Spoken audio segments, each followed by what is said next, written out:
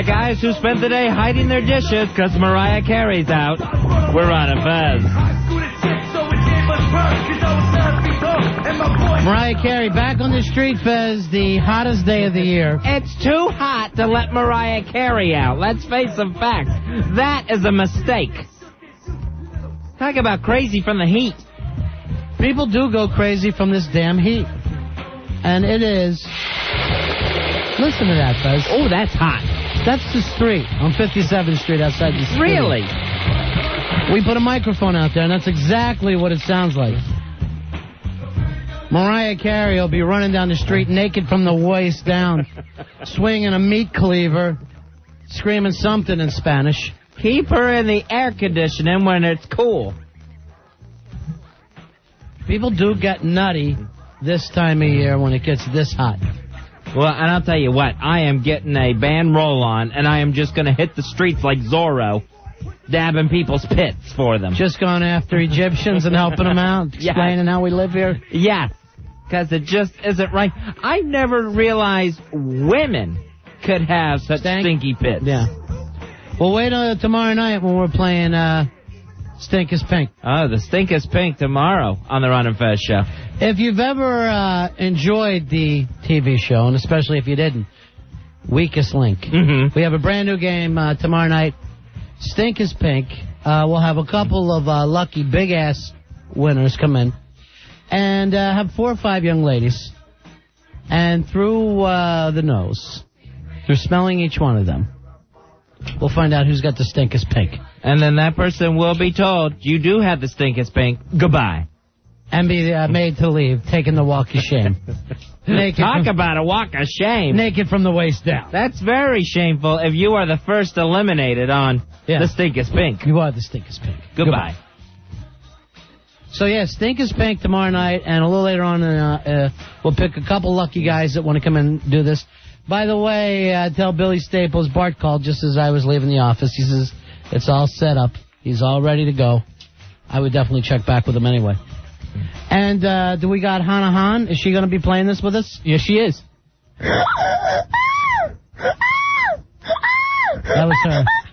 That was her last night, acting like someone just destroyed her Vietnamese village. Like she just got the napalm. Hey, Doug. Doug, you're on Round of Fest. How you doing, man? Hey, Doug. Sitting here eating a nice steak sandwich with extra cheese. Oh, now I'm starving. Man, I'm starving. Why can't I get a cheesesteak anywhere, Al? What's the problem there? I walked up my apartment today. 2 of my popcorns popped in my cupboard. It was so hot. And That's hot. And 2 candles melted. Literally, I had candles sticking straight up. Yeah. They're actually like into a question mark now. You know, I would love to pull something out of the wax museum downtown, Fezzy. Yeah. And see if that stuff would melt in the street. I know they always have that. Take it easy, guys. Good luck at night. They love to either bring out that Samuel L. Jackson or the Whoopi Goldberg outside, and they charge you $4 to pose with it outside. $4? I think $3 or $4 to pose. Now, would you actually pay $4 to stand next to the real Whoopi Goldberg? No. Why would you do that for a wax candle of hers? Al, it's hot as hell in here. I don't know how in O&A live this way. It's too hot, Al. It feels like the back of a taxi cab here. I think it was all those people that were in the studio. Oh, all the gas, their body heat. Yes. Yeah.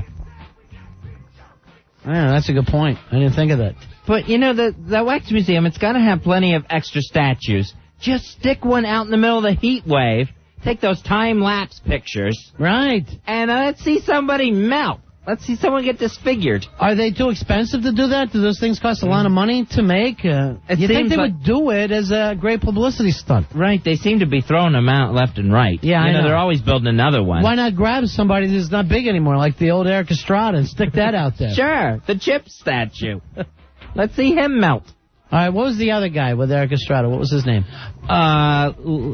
Larry Will Cox. There you go, Fezzy. He always remembers. I remember that part. Fezzy always remembers the Cox.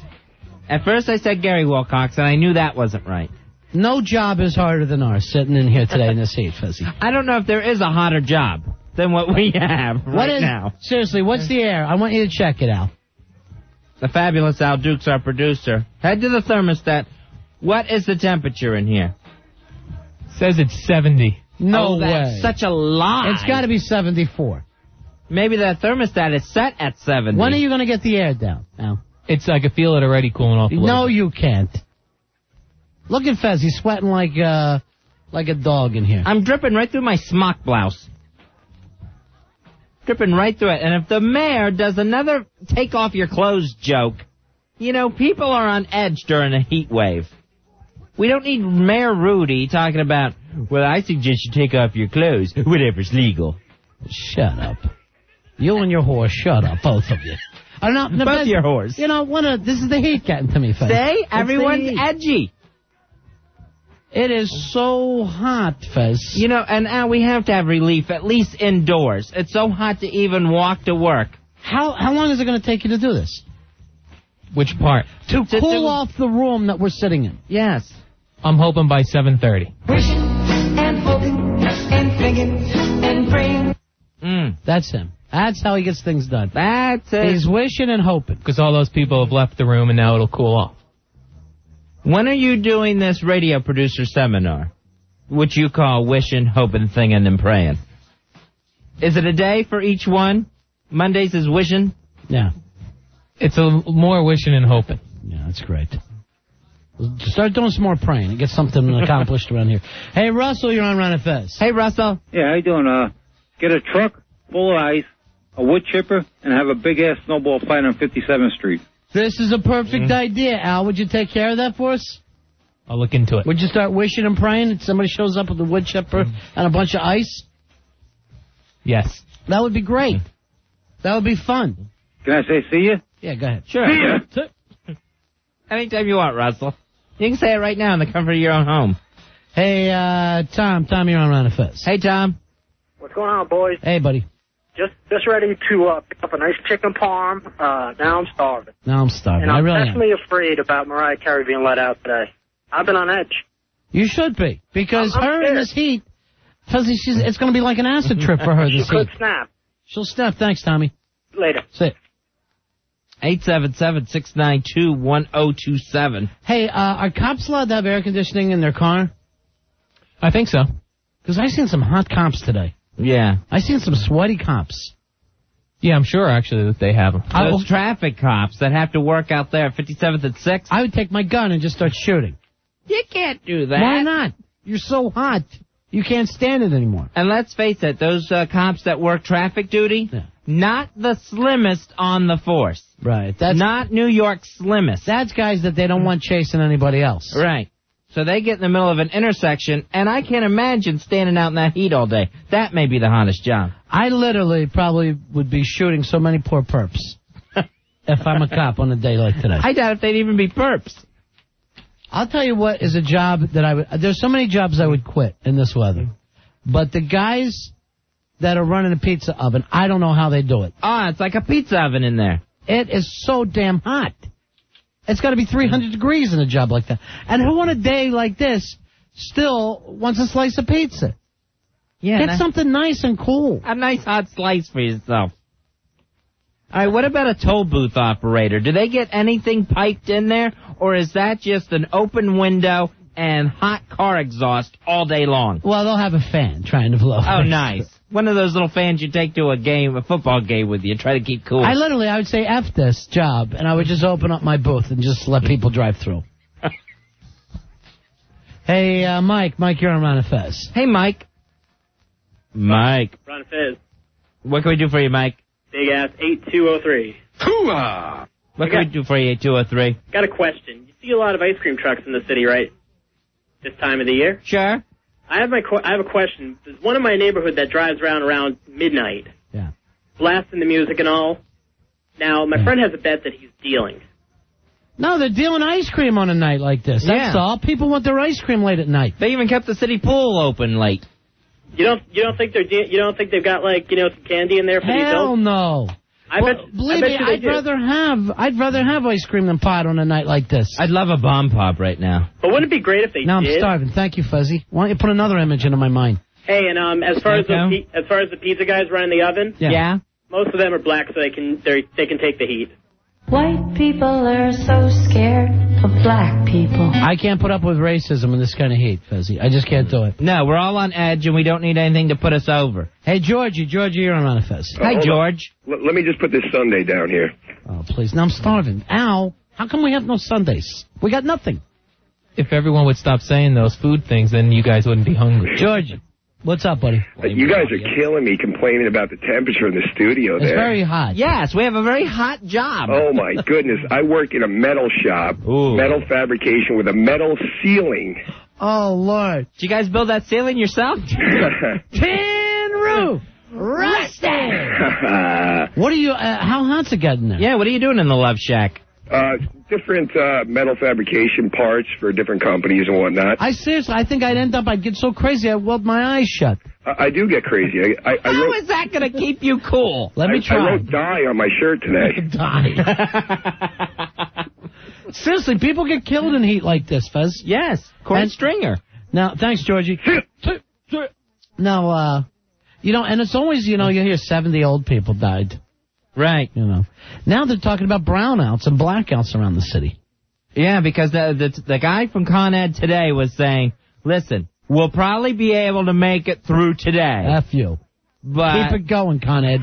We need you. But now more than ever, we need you. Then they're like, we need the public's help. I'm serious, they're blackout, you'll see rich people will be stealing. They'll get so hot and crazy. All I gotta say, for no reason, just because they're hot, it's not so because hot. they're in need. If I saw someone throwing a trash can through a window or something, I'd just flip out and start joining them. Be like the L.A. riots with me. What choice would you have? No, you're hot anyway. No, I'm just going nuts. It'd be like the end of a Spike Lee movie. Cops will have to be choking me out. I'm so hot. I wonder if cops are like on a night like this, like, oh, what the F. Right, yeah. This has got to be worse than a full moon for them. I think some of the Jersey cops were saying it's actually working to their advantage because the guys just aren't making the getaways. People are laying down. Nobody's running. You're running 30 feet and just laying on the ground. You see a guy robbing a bank, he's walking away, and a cop walking right behind him, ready to catch him. At the next. Oh, serious. At the next intersection. Hey, Campbell, you're on Ron and Fez. How you doing, buddy? Hey, Campbell. Hello. Hey, buddy. All right, Mr. Whitty, Mr. Bennington. I used to work in I still off and on do work in a pizza shop. Yeah. It's ridiculous back there in heat waves like this. Yeah. You're literally like in the oven because you're like the oven's just opening, like blasting heat out at you. You're like sweating buckets. It's disgusting. Who the hell wants pizza on a day like today? Everybody. It's ridiculous. I don't understand. Like Those fools. And then the worst thing is when you're driving, like you got to go out and deliver the pizza to them, and then they open up their door, and they got the air conditioning blasting. Right. They're like, let me give you an extra $1 or something like that. If you're delivering the pizzas, I hope you're not having to put them in that hot envelope. No, some of them get plugged in, but, I mean, you got to carry them, too. You know what? Burning your arm and everything. It's terrible. I was going home last night. I see a pizza guy. He's walking by me. I'm not kidding you, Fez. And his T-shirt is just so salt-stained. I'm going, if I was buying from this guy, I couldn't eat that pizza. Let me wring out your shirt on this pizza for a second. All right, see you later. You know they're dripping all over. They're dripping. You know they're dripping all over the pizza. Yeah, you can't help it. Hey, let me see, Gary, you're on Ron Fest. Hi, Gary. 1983 here. Yeah, there you buddy. go. Yeah, welcome buddy. to Nights, guys. Thanks, man. I don't know how to explain this, but I work for an installation artist. Yeah. And the past week and the upcoming weeks, I have to rebale 300,000 feet of 20-gauge wire that is, like, stored in this public storage facility. It's about 110 degrees in there. The most absurd thing you could imagine. I can't imagine being in this, because there's there's no air moving in there, right? No, I drank 3.5 liters of water today. It's like being in a coffin. It's like, I'd rather climb in a coffin and be buried underground in Egypt than go into one of those rooms. So would I. Burying you in a volcano, it's so hot. Why aren't people just quitting their jobs? I'm thinking about it. I hate the French as much as anybody, but they shut that country down in August, and everybody just goes and sits at a beach somewhere. Right, yeah. They all take a vacation together, and they go, well, let's just stop. And you never hear of old French people dying from the heat. Yeah, but they stink. All right, boys. Take your vacation and use it for a shower. The whole country of France. Everyone's going to bathe this month, and then we reopen in September. Here, open that window. I just want to see how hot it is out there. All right. Oh, that's hot. That's it, Ryan. That's how hot it is out there. Maybe a blackout would calm the city down a little bit. We get rid of some of the bad blood. Cool out the city. Hey, Joe. Joe, you're on Ron and Fez. Hey, Joe. How you doing? I'm a city fireman. I had a fire last night. No when way. you come out of the building, it feels like you're in an air conditioner. So that's for you. You're always hot, right? Firemen are always hot. Well, wearing the bunker gear that you got the suit on, that enough keeps the heat in. If I'm a fireman, I'd say to the chief, I'm too hot to go in there. Oh, yeah? What would the chief say if you did that? Well, the chief wouldn't have to say nothing. The guys would berate you. Oh, yeah, the other guys? Sure. You always got to run in, huh? That's it. When people are running out, we're running in. All right, buddy. All right, brother. Have a good one. See you. That's a good slogan. When people are running out, we're running in. The New York Fire Department. That's good. Talk about a bad idea, though. We'll be the guys that go into the fire. Yeah. With our founding fathers, who first sat down and said that? A fireman is not an old profession, Fezzy. It's probably only 200-300 years old, tops. Before, people would go, oh, damn, the place is on fire. That's bad news. You know, that's a sad thing. Yeah, the person that owned it grabbed the bucket. Right. But that owned the structure. Even then, you probably just walked outside and went, damn, that's a shame. Well, start cutting more trees. Got to build a new one. When guys started getting on trucks going, no, I'll do this professionally. I'll run in fires for you. That's what it's weird when they sit down at that meeting. That's we idiotic. need a department of guys that are going to go into the fires. What? Like, do you want to be impeached? Do you want to lose your job here with this brand new city? We'll give you money. Money, huh? And equipment? Yeah. What equipment would you even know you needed? Water? I'm sure in those days. We need some water. I'm sure in those days they just splashed some water on their back and ran in. Right, yeah. The ladders were all burning. They put them up to the side of the burning building and they would just catch fire themselves. Hey, Dave. Dave, you're on Ron and Fez. Hi, Dave. Davey. What's going on, guys? What can we do for you, pal? Yo, 3156 here. Hey. Yo, I was in contract, and I'm working up in Jersey today. And what we had to do to keep ourselves cold, we were bringing up hoses on the roofs and hosing down the roofs and hosing down ourselves the whole time. You know, a roofer, it's the craziest job because not only are you closer to the sun, Fez, and there's no chance for shade, but then you're up there, you're cooking that tar up next to you. And what's that got to be? Yep. I mean, what does tar start to melt that? I think actually it was around something like 275. 275. So at least that's you have to know that's the coolest you're going to be all day. I wonder, does it feel like you've taken the 100 degrees that it is outside? Right. You've added some extra by being in the sun. Then it must feel like it's 375 minimum when you're on a roof. That's the feels like temperature for a roofer. Hey guys, I just wanted to tell you that. Thanks a lot. All right, see. And if I'm a roofer, Fezzy, I'm just saying those people. What, do you want me to climb up there today? In this heat? You know what I'd say? Climb up there with me. And if you can stay up there for an hour, I'll finish this job. I'll keep working as long as you sit next to me. That is ridiculous. All right, that job may be a little harder and hotter than ours. A little bit, yeah. Not by much. Well, we're figuring about 300 degrees. Scott, you're on Ron and Fez. Hey, Scott. Hey, what's up, Ron and Fez? How you doing? Hey, buddy. You guys are great. Yes, we are. I like the night. I work at a pizza place. My boss, he works in the back. I swear to God, it's over 100 degrees there. He has to change his shirt every other hour. That's what I need to do in here. What? You're going to do that even in the winter. Yeah, well, I have a problem.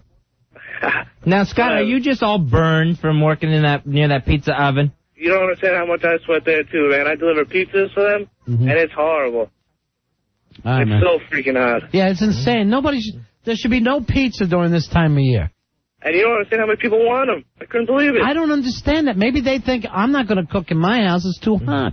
But some people say that when they come in. They say it's too hot to, cook at home, so they come in and they beat on us. Yeah, you should scream at them. What about us? You want me to walk back there and cook for you? Yeah, Scott, if you're running the phone, taking the orders, I would just say, sorry, just cold salads today.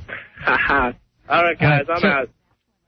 Just a nice cool antipasta. All right, Fez, now I'm starving. Would you please stop bringing up different foods when we got nothing here? Hey, Christina. Christina, you're on Ron and Fez. How you doing? Hi, Christina. How you doing in this heat, honey? Christina? Hi, how are you? Well, we're hot. Hi. I just wanted to ask a question. Yeah. I work in downtown Manhattan, and today I was out to lunch in the park, and I had seen a family of Hasidic Jews. Right. And I was really kind of wondering why that in this heat, doesn't God understand that it's hot, that they necessarily don't have to really dress that way? I would say this. I don't know what all the rules are or what you got to obey, but I would be the first Hasidic Jew that had cutoffs. I would just cut those pants, and I'd shave that big beard. I just don't understand. Like, I felt so bad for this family. It was a family, kids, the whole 9 yards, just sitting there sweltering in this heat, and I felt like saying to them, just take your coat off. It's okay. He'll forgive you. Those Diamond District guys, those boys, they will always keep those long, heavy black coats on. That's what she's talking about. Yeah. That's the Hasidic Jews. Right. That I know. And I just don't understand. That's just one thing I don't think I'll ever figure out. All right.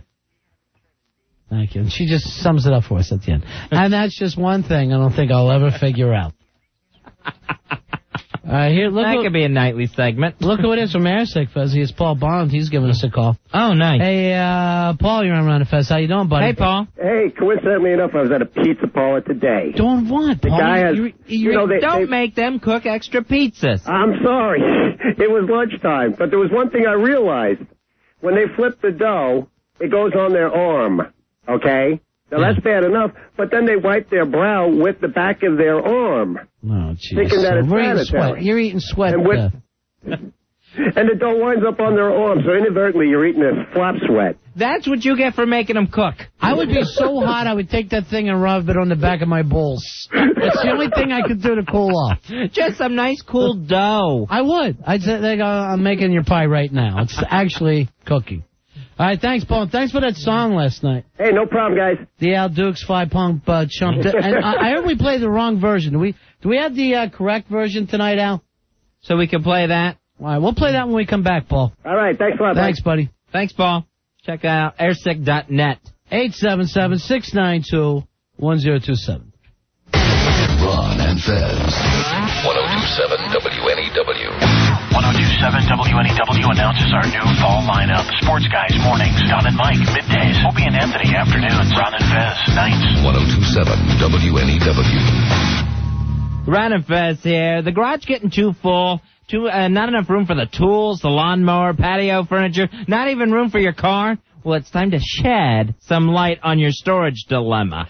I get where you're going with this, Fezzy. Shed. But here's my problem. I can't build a shed. You know me. I can't build things. Where am I going to get a shed from? What you got to do is call the people who know how to build shed. Amendolas. They've been building custom sheds and barns for 40 years. And if you buy 40 years? Oh, yeah. They must be good. Yeah, buy now and get your barn or shed in your choice of colors. And they'll even deliver and install it for free. Ronnie, it's too hot to build your own shed. That's what I need to hear, that they will build and install it for free. Then, and then I act like I built it. The next day, I'm telling people how you like my new shed. And Amendolas also has quality custom wood and PVC fencing at great prices. Take back your garage and visit one of Amendola's 3 locations in Baldwin, New Hyde Park, and Amityville. Now, while you're there, make sure to ask how you can win an outdoor covert video surveillance system. Cool. $3,800 value, courtesy of Counter Spy Shops on Madison Avenue. Fezzy, do me a favor. Yes. Give out that phone number, would you? Yeah, call Amendolas today at 1-800-BUY-FENCE or check them out on the web at 1-800-BUYFENCE.com.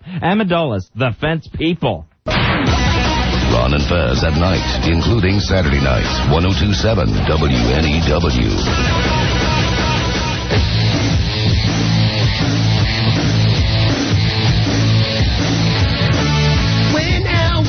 A virgin, he didn't get it in. Didn't see his own goo till he was 22. Don't know the feeling when a girl's pants hit the ground.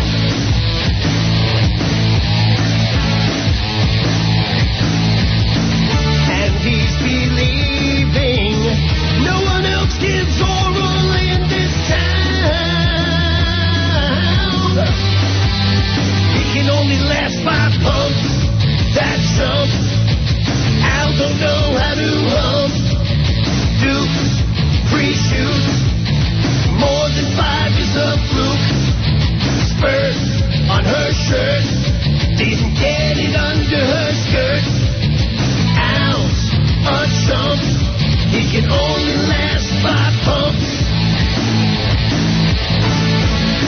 The Five Pump song from Airsick.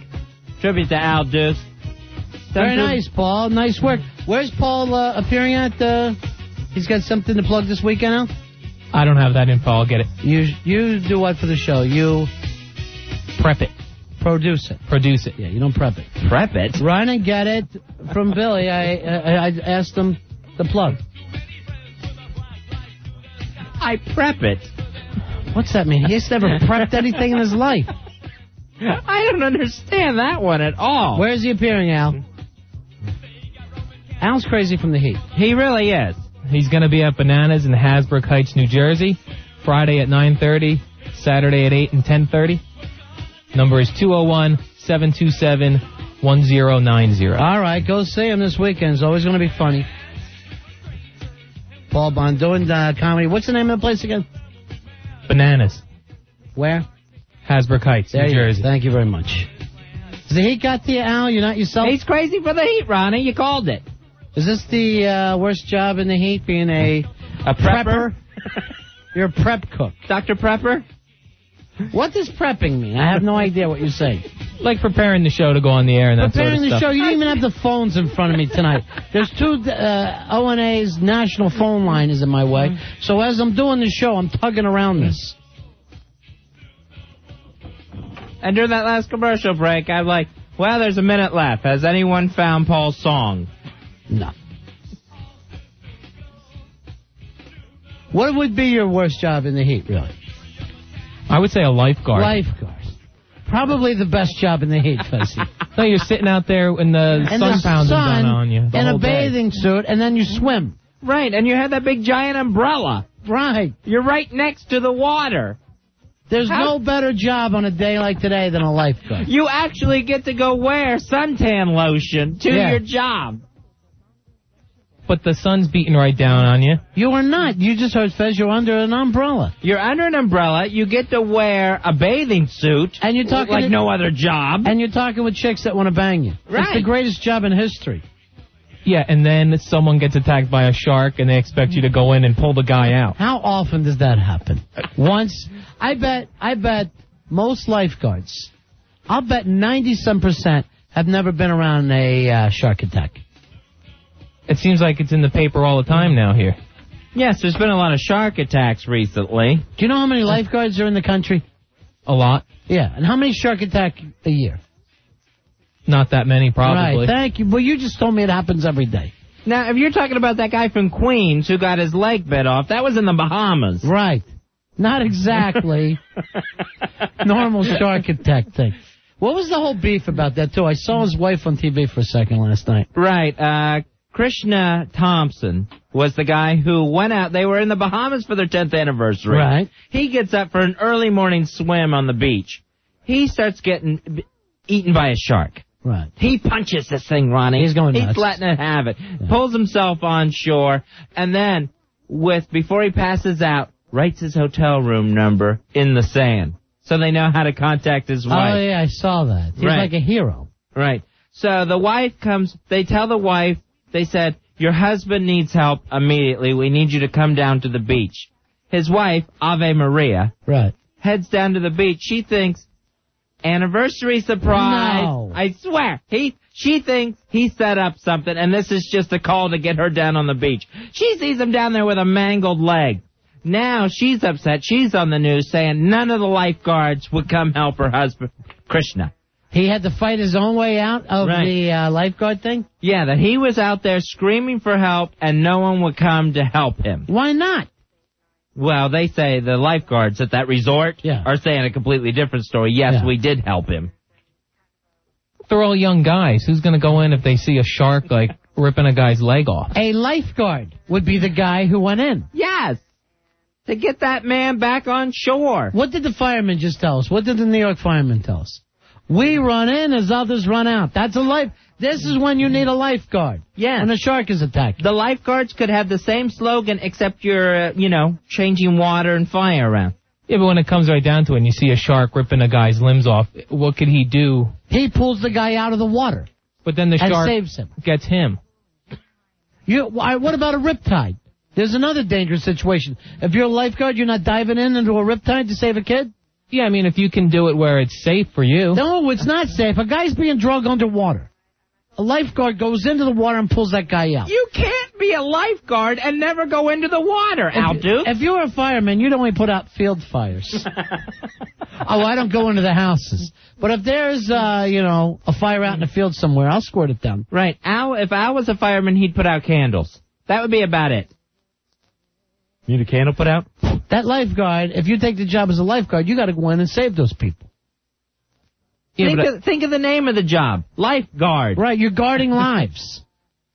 Yeah, but if it's safe for them to go in and pull someone out, then great. But if there's a shark right there ripping the guy, that's when they're needed. So just let him get eaten? That's the time that they're you don't think they know what to do for sharks out there? Not really. That's like saying to a cop, I can't go save those kids. There's someone shooting over there. Right.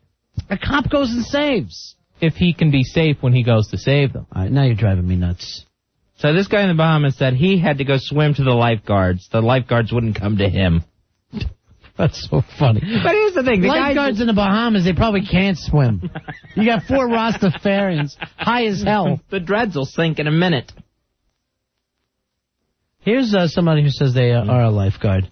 Oh, okay. What's this name, Fezzi? I hate that, Is it Adita? Is that where you go with this? I think you got that Hey, one. Adita, you run around, Fez. Hi. Hi, Adita. I was a New York City lifeguard for 6 years, and I can tell you that at least being a New York City lifeguard is a horrible job. Were you a pool lifeguard? Yeah, it was at a pool. I mean, should they even be considered lifeguards? Well, pool some of the attendees. That's more like security guard. No, some of the pools are huge. Do you know Astoria pool? That's like the size of a football field. But you're going to get more rapes than you actually will get. Right. Grab ass is the That's biggest true. problem than That's true. sharks. But I was a lifeguard. It was like a mini pool, so it was like a kiddie pool, and it's in the middle of the ghetto, and it's a 3-foot pool, and you wouldn't even want to go in because all the kids pee in the water by the end of the day. It's like disgusting. Now I'm starving. Why? No reason. I want something salty. And it's just Salty horrible. nuts. What were you looking like? Were the kids always hitting on you? Yeah. Grabbing your not ass? the kids. The kids, like older brothers or the perverts hanging out in the park smoking pot. Yesterday, I walked down by the pool in my neighborhood, Yeah. the public pool there, and the blonde lifeguard lady was sitting up in her chair at the public pool there, and these little prepubescent boys were just all around her, and I'm thinking, there's no way she's going to dive in and save a kid because everyone else has her attention. All right, the instant feedback completely blowing me out here, Fezzy. People are mad at me. Here's some of these people who are saying, hey, Ron, lifeguards are only trained to clear the water if there's a shark, not command him like Aquaman. All right, Elias says, he's a lifeguard making $15 an hour for crying out loud. What the hell's he going to do against a shark? You got to jump in and save those No, guys. you wouldn't. First of all, you would never go do something that would, take you. If you're supposed to be saving someone, right. You can't do anything that's going to put your life in danger also. So they're not going to. Well, what are we all afraid of sharks? You jump. If I'm walking down the beach, I see a shark as somebody, I'm jumping in to help. What am I going to do? Cry? This guy without a leg fought off this shark himself. You have one extra guy out there. Are they lifeguards or life pussies? Get in there. Is that a title? I don't care who you are. If you see somebody being bit by a shark on the beach, you got to jump in and try to stick your thumb in that shark's eye. You got to punch him on the nose. You don't sit there. A human being doesn't let that happen to another person. Now, Adita, do you get trained to be a beach lifeguard and a pool lifeguard at the same time? Well, if you're a New York City lifeguard, you can pick whether you want to work at the beaches or the pools. I didn't want to work at the beaches because, the New York City beaches leave a lot to be desired. Jeez, something's wrong with you, honey. You're just like self-hating. She don't want to save people. She hates kids. What are you doing now, Didi? Well, now I have a real job. What are you doing? I work in publishing. Oh, nice. I got a book idea for you. All right, don't tell anybody this, right? Okay. I call it Murder at the Super Bowl. Murder at the Super Bowl. Yeah. What do you think of that? Sounds great. Get one of your writers to work on that, and I'll split the money with them 50-50. Okay. For just having the title? This title's unbelievable, Fez. That title makes me want to buy the book, and I haven't even written it yet. All right, talk to you later. Okay, bye. Bye-bye. Lifeguards. No, they don't. What's all this talk about shark repellent? Can a lifeguard just grab some shark repellent and go in the water and repel that shark? Spray him right in his fat face. Here's some more of the instant feedbacks. Cheesesteak Finny. Now, damn, I'm starving. Al, you're killing me with this. He says, if I was a lifeguard, I'd just feel really, really sad. Here's Al says, 40-second delay. Said Al would understand if Bon Jovi had written a song about lifeguards. Now, I don't understand what Adidas said about, don't go in the water if you're going to risk your own life as well. If somebody's out there drowning, you run the risk of them pulling you under in their panic. So you just let everyone just sit out there and drown? Don't they have those little flotation devices? Like they use on Baywatch? Yeah, on Baywatch. But Baywatch is kind of based on real stuff, only they don't run that slow. Right. So, I don't think any of them ever swim in without that flotation device. But I don't see how any human being is going to look out, see a shark gnawing on a guy, and not think, what the F? This ain't happening on my watch. I'm not going to let it happen. What is there some animal chain of command that they will go in the water? Yeah, they'll help you with a stingray. Yeah, if someone gets bit by a jellyfish, someone gets one of those stingers in them, will they go in against the horrid jellyfish? What about a giant clam? If that traps a kid, you going to go down there, try to open its ass? Giant clam. Me too. Can we get some clams in here, please? Frank, you're Frank. A lifeguard. How you doing? I used to be a lifeguard at the Mediterranean Towers, and when we got hired, the slogan was, we get paid for what we might have to do. All right. And, it's a great job. Yeah. Actually, do have to work, and... What happens, Frank, you're out there. I wish our job had a slogan. You see a shark attack, do you try to help? Yeah, absolutely. I don't see how anyone on the beach would not go, what the hell can I do to help you? I don't know. You have to do that. That's, it's part of the job. And, actually, down the Jersey Shore, my friend was a guard down there, and bluefish, actually, someone got bit by a bluefish, which is actually just as bad as a shark. Well, almost. Because they're pretty big. And if you're a nice flounder. hunk out of his calf. I can't imagine a bluefish bite would be as bad as a great white. Well, no.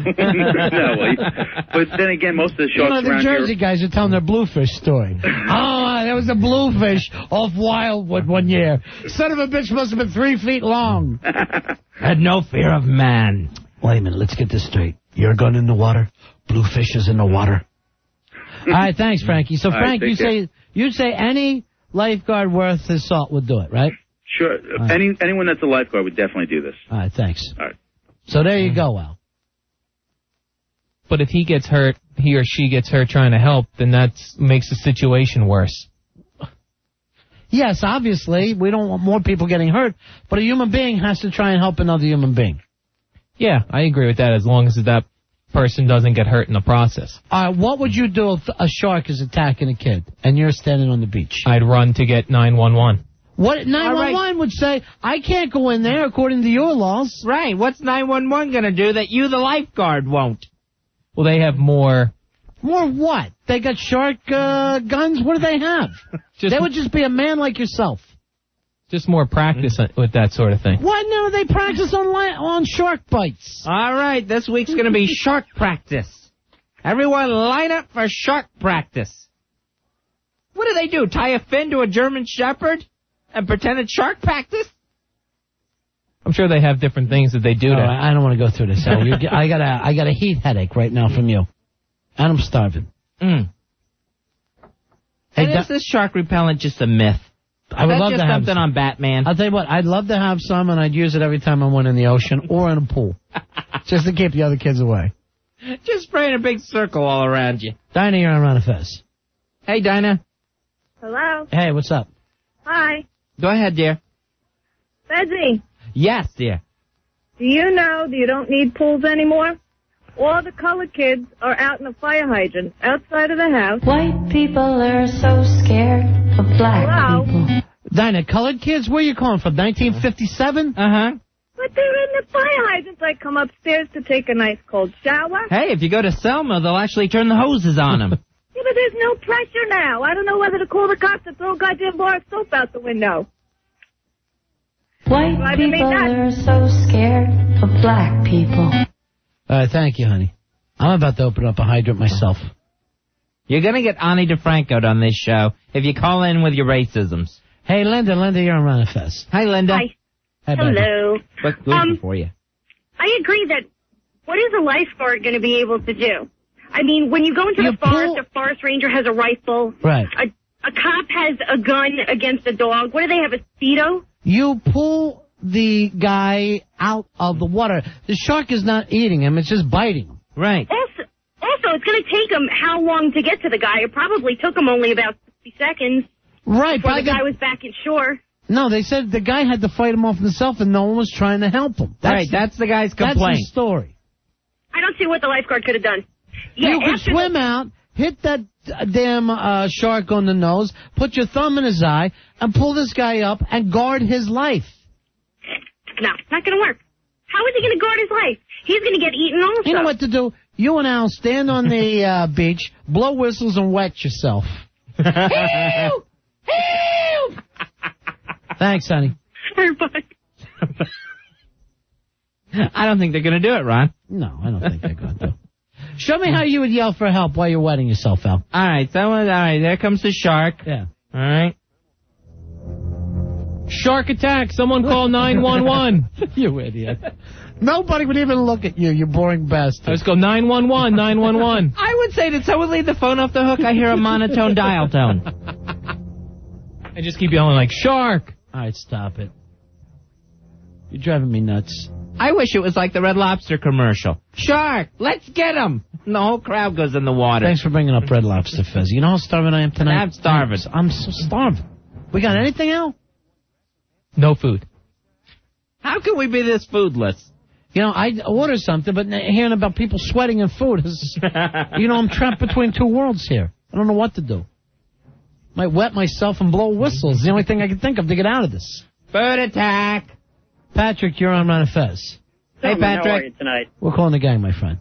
I'm glad to hear that. I spent 13 years as a lifeguard down in the southern New Jersey coastline, and one of the things they talked about with us was that there was a study out of California done by California lifeguards, and 95% of the time when lifeguards or rescuers enter the water during a shark attack, they scare off the shark just by entering the water. Right. And the other 5% of the time, the shark continued to attack the original victim. There have been no reports of cases where the rescuer was attacked by the shark. So if you're a lifeguard, you go in anyway. Now, I was down on the Jersey Shore, and where I worked, we normally took a boat if they were that far out.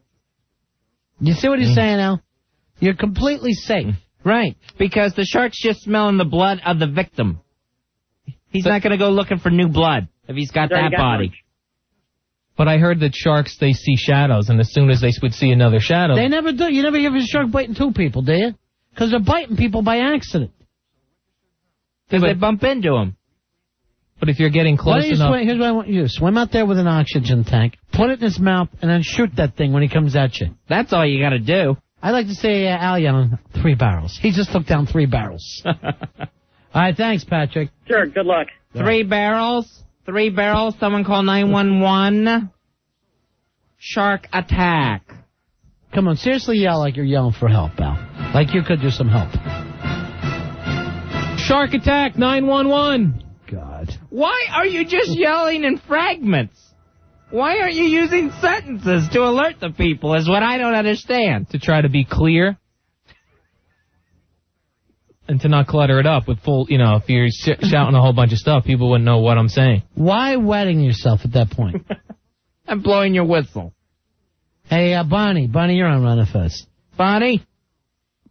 Hey, Bonnie.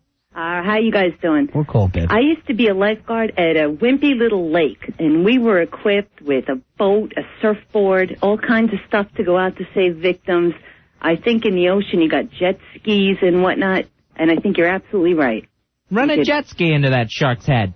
That's it. You go out there, you grab the victim, and you come back. Because they even taught us in a stupid lake that you had to punch somebody in the jaw to knock them out if they were giving you trouble. I might do that with Al. I literally might do that with Al. That's cool. Yeah. Someone's playing all around too much. Knock their ass out, then get them on shore. And then they don't drag you down, too. You got a shark biting you. A lifeguard swims out and punches you in the jaw. Breaks a tooth out. And don't believe that what a stuff day about... I'm having. Shark and didn't don't hurt me believe too that much. stuff about punching the women. The shark, punching the shark in the nose. Your hand's going to slip right into its mouth. Trust me. Your whole hand's gone. I'm taking his what the eyeball heck out. is that? I plan this every time I swim. I think I'm putting his thumb. I have my thumbs out when I swim, and I just think I'm going to take out his eyeball.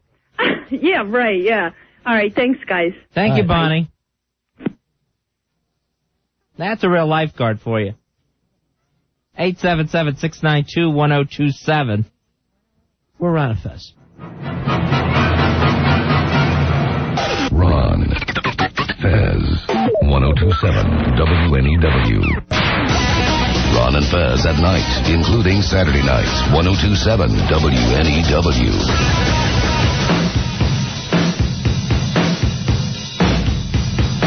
We are Ron and Fez, new at nights on 1027 WNEW. Are we working weekends? I just heard this including Saturday nights. Taking weekends off. I am not planning on being here on Saturday. Fezzy, we're doing a little mystery date during the show Friday night, our first night here on At Nights. The very beautiful, very crazy Claire called us. And you get turned on by guys breaking stuff, Claire, you said? That was something that excites you. It was something that You're such a rebel. And so we had guys break stuff on the air. I know, there were some things that were broken that I was amazed at. The people were breaking TVs and... Claire tried breaking some of her own stuff, but it kept bouncing off the wall. No, I did. I really did break something, and I had to clean it up, too. And you guys didn't even appreciate it. Well, we also got an email about Claire Fezzi, and as you know, we try to put as many of the emails on the air as we can. Just write to us at ronandfez@wnew.com or ronandfez@aol.com. And now, Ron and Fez, the show of the future, brings you... Electronic mail. Mail sent electronically. There you go, Fezzi. Electronic mail. The wave of the future. Sent electronically. Now, by the way, some of the gang, the online gang, hanging out in AOL in the Arts and Entertainment section, just go to Ron and Fez there in Arts and Entertainment at AOL, and a bunch of people hang out during the show. Here's one. Hi, guys, he says. His name is Rick. Blah, blah, blah. Believe me, he writes on forever. He goes, Claire's cute as hell and fun to listen to, but she is a poor representative of mental illness. She has undoubtedly come from a well-to-do family, has never wanted for anything, and is hung up on getting attention. What are my qualifications, he writes? I've suffered from manic depressive disorder for my entire adult life, severe anxiety attacks that have caused me to become agoraphobic. Can't leave the house. Oh, yeah. Here's the weird thing. We tried to call the guy today. And he wasn't home? Not home. He's not home. Wait a minute. The agoraphobic is out? Yeah, so we tried to get a hold of the agoraphobic. Couldn't do it. All right. By the way, Angel Amy, very cute little Angel Amy, one of our original babies, hanging out there in the AOL chat room, Ron and Fez in the Arts and Entertainment. So go in there and hit on her all night. She loves it. All right, tell Claire, ask her about the hospital she goes to. Most of us don't have enough insurance coverage. These things cost about $10,000 a week. Wow. And a lot of insurances won't pay for them. I have the feeling she's went to some nice private clinics, reserved for the Lizzie Grubman type crowds. The patients sneak in booze and reefers, hoard their prescription drugs and party, and get laid all night long. The doctors take the attitude that these activities are good for the patients. How is Claire able to travel into New York City? That's the worst nightmare for an anxiety case. Tell me, Claire, how do you do it? He's screaming at this point now. Because I'm not an agoraphobic. I have anxiety about other things. Mr. Doctor. Well, he's typing it in all caps. Apparently, anyone who has anxiety problems, can't travel anywhere, apparently, especially in New York City. Maybe Al has a problem traveling around New York City. Yeah, maybe he does, He's got cab buddies now. Yeah, right. He can't travel without them, like any 3-year-old. All right, he says Claire might be mildly emotionally disturbed, Claire, or crying for attention, Claire, but please leave the crazy prefix to those of us who have earned it and truly deserve it. Claire, he says, I love you, but you're minor league in this world of craziness. Woo! I would love to have... Shall I address that? I would love to have an agoraphobic on the show and see if we couldn't bring him in. I've been in hospitals with agoraphobics before, and they're pretty weird. What do they do? What's agoraphobics do? They, she was really weird. She would, make a big deal about how she, left the house today and how we should all be so proud of her. And I guess we should. Yeah, you should. Help anybody when they get over something. Sure. Now, I wonder with an agoraphobic. She just complained and moaned all the time. It's everybody had to listen to her problems, blah, blah, blah. We were just... we were too busy boozing it up and, having sex sure. to listen to her problems. At those pricey places. I have been to nice places, but my mom works for a hospital, so we have good insurance. Lucky. She works for a hospital, whatever. We're not poor, but... All right, other people I'm are... not Lizzie Grubman. Other people... And you know what? Not locked up, by the way. I know. And here's the other thing. Just because you're rich, you can be insane, too, can't you? I know. Right. I should be denied of all that. Now, I wonder what the agoraphobics, if he doesn't want to leave his house, he's agoraphobic, doesn't want to leave his place. If he went into some sort of facility, would he not want to leave that place and go home? Is it you don't want to leave where you're at? Yeah, that's a good one, Fez. A lot of people don't want to leave. Agoraphobia is kind of rare. I only knew, 2 of them. Wait, it's hard to concentrate because your legs are so long. I apologize for that. And Fezzy, put the legs up so Fezzy can get a gander.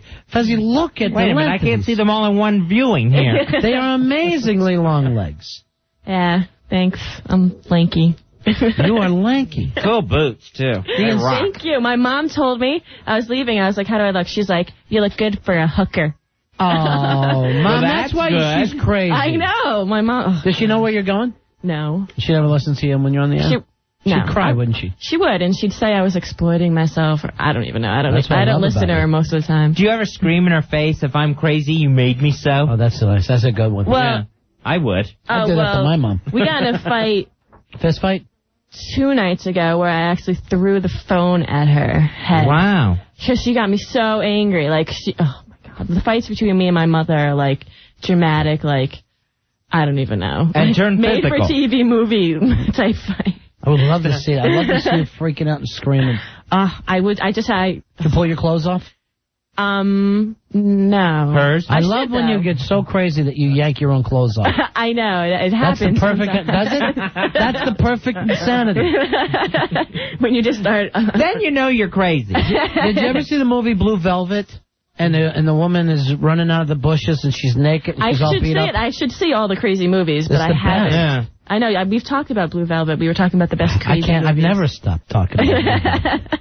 Now I'm starving. All right, your date is here. What did he break, by the way? Do we remember, Al? What he broke? He broke his garage window and his headlights, right? Yes, the headlights in his car.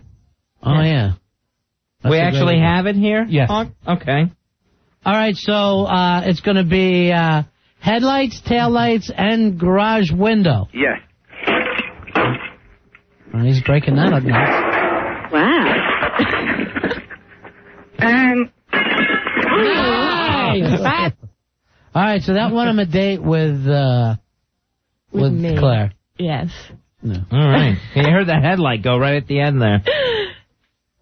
Here's Karen. Karen wants to talk to you, Claire, before we bring your date in. Hey, Karen, you're on Ron and Fez. Hi, Karen. Welcome to the show. Karen? Yeah, go ahead. Hi, I'm just curious. Karen mentioned that she suffers from anxiety, but she's been hospitalized. You're Karen. We're talking to Claire. Karen. Yeah. We're speaking with Crazy Claire. Thank you for correcting me. For Claire. Yeah. She says she's been hospitalized for anxiety. I'm just curious if that was because she ever tried to commit suicide. I did. Or attempted or had any thoughts about it. Why? What's that about, Karen? Because they're not going to hospitalize somebody for anxiety unless they have a fear that they're going to hurt themselves or someone else. All right, how do you know this? Because I'm a psychotherapist. I'm also an anxiety specialist. All right, but you sound like a mean person to be calling up to yell at somebody who suffers from You don't this. even know my whole story. Like, No, I just wanted to know your whole story. No, but you seem like you're calling her on. listening that think they're going to be hospitalized for anxiety. I have no, it's not anxiety. I have a severe depressive disorder. Okay, that would be better for people to know. All right, but what about if we're anxious? We have to try and kill ourselves before we get some help? My anxiety, I did attempt suicide once. I just have anxiety. I have OCD on top of a severe depressive disorder. What do you, I also have post-traumatic stress disorder. What's your OCD? From being a nom. Yeah, me I think too. Yeah, and I agree with you guys that it's really unfair that people can't get treatment unless they're about to jump off a bridge. Here's but the weird thing for me. Insurance companies won't deal with you unless you're at that stage for hospitals. All right, Karen, here's the weird thing since you do the psychotherapist thing. I was a nom, right? And I killed a bunch of babies. Yeah. And yet it doesn't bother me even slightly. How many babies did you kill, Ron? I think I killed about 8. 8. Oh, that's Yeah. If it was 9, you'd probably feel. Here's the weird thing. They were white babies. When were you in Vietnam? 1993. You shouldn't be over there killing white babies. I went at over that with point. a tour group, and the babies were screaming, and I couldn't take it anymore. I killed 8 of them. But it never bothered me. Should it have? All right, so what, Karen, where do you work? What kind of cases do you see all the time? Oh, well, it's interesting. I see people who have mental illness and substance abuse. So I actually, is there a difference? Yeah, who doesn't? Yeah, so I actually work with people who are addicted to drugs as a result of having anxiety, OCD, post-traumatic stress. Yeah, that's why I smoke pot every day in school, high school. Yeah. They got me through. No, I don't smoke pot anymore because it just makes me depressed. Yeah. Yeah. It just makes me like... You do any ecstasy? No, I did it. It never worked. Apparently I don't have enough serotonin or something. I don't know. It never really worked, so I just got into sniffing things. Ecstasy is the absolute worst thing to take in the whole entire world. It's really bad. I loved Special K. That was my favorite drug because I used to go to lots of raves, and I've done coke. Yeah. And what do you do, Karen? What do you get high on? What am I on? She's high on life. I'm on about 9 hours after a shift, and I'm very tired. Really? So I'm going to go. I just wanted to say you guys are awesome. Thanks, I'm so happy honey. I get to listen to you on the way from work. All right, bye-bye. Now, what's Bye. that new craze? That oxycodone or codeine? Oxycodone? I don't know. I'm out of the whole drug scene. Yeah, jeez. We need you back in the loop. She's crazy. She's not whacked down I've just on drugs. become an alcoholic as of late. Mm-hmm. Like just plain old alcohol. I don't know. Just alcohol? Yeah, pretty much. That's what I limit myself to. I mean, if my uncle can be an alcoholic, why can't I? Well, aren't you worried that you're getting into another nutty thing? I don't want to think about it. All right. Hey, Nick, you're on Ron and Fez. Crazy Claire about to leave for her date. Hey, tonight. hello. Yeah. Hi, well, this is turning me on, because I'm bipolar myself, and soothing an anxious woman by breaking things and making love to her would just, drive me out of my mind, and I have 30 laptops in my car right now that I would bust right in front of her. What does that do for you, Claire, when you hear that? That guy's willing to break things? It's like hot that they're like crazy, but also it's like amazing that they would do that. Yeah. That like in it's a like, nice oh my- way? Yeah, it's totally like a huge compliment that anyone would do that for me. I would. Okay. I'd punch Al Dukes in the stomach to turn you on. You'd punch Al Dukes in the stomach, end of sentence. Yeah, but that would turn you on, or would turn her on? She gets turned Al on. I think you get turned on when people just do crazy stuff for you. Yes, definitely. Yeah, I think any female would, but yeah, definitely. Any female would be turned on if you punched Al. But you like when if they'll Any break eyes female would would cheer punch too. Al. You're looking for, and here this proves that she's crazy. She's got this little mini skirt on that's just cute, really high things, and then she's wearing the Jackson's 1984 Victory Tour. Nice. I'll bring them up there now and break them right in front of her. No, she does have a date tonight. Have you met the guy, Al? Yes, I have. Do you think he's cute, Al? What would you give him? A 5? He's a good-looking guy. Oh, as far as guys go. Seriously. I bet you probably ruined that girl's self-esteem for like years to come. Yeah, that happened on last night's show with Courtney. Oh my God. She wrote us an email back saying, I would have cut myself if you had said that to me. is he just awful? You know what? Here's the one. Don't act like you're attracted to him. This guy you're saying is attractive. The girl last night who was really cute, you said wasn't attractive. And she was a doll. And she fit all your criteria, Al Dukes. Except for the She's spark. only been with one guy. 4 guys. She did One guy the she oral had sex with. with 4 guys. He's like a nun. My grandmother's gotten more action than he has in the last couple of years. Is your grandmother crazy? Yes, she is. Oh, my gosh. My grandmother, she's on Zoloft right now, and she's about to get kicked out of her nursing home for being so rude to people. What is she doing to him? She came up to, she accuses everybody of going in her room and stealing her stuff, and then they probably are. There's this old guy who goes and, like, sings to people. He's, like, this really nice old guy or whatever. And she told him, I can't even say it on air, what she said to him. She's like, yeah, something, you know. So it's not your fault. You come from some inbred watch family. But she's 90 years old. At least you know you're not adopted. At least you know your craziness isn't going to rub off. Hey, Vince, you're on with Crazy Claire, who's about to leave on her date. Where are they going now? I hooked them up, hopefully, with the Hard Rock Cafe. Hopefully. Hopefully, the date is right now, so we can't hope. Yeah, what do you mean, hopefully? Let's go back to B.B. King. Yeah. Hey, Vince, you're on Ron and Fez. Hey, Vince. Hey, what's up, guys? What's going on? Hey. What can we do for you? Well, I was curious to ask Claire if she suffers from all these different things. Does she flip out while she's having sex? Like, does she get depressed and buy the guy's junk or something? No. That would be great. I have good sex, though. I have definitely crazy sex. All right, what's crazy sex for you? What's crazy Claire sex? I guess where you're in all these crazy, weird positions. Like a Kama Sutra situation we're talking? I mean... Well, because... Kind of. I don't know. Yeah, just acrobatic sex, maybe. All right, tell us about one of the positions.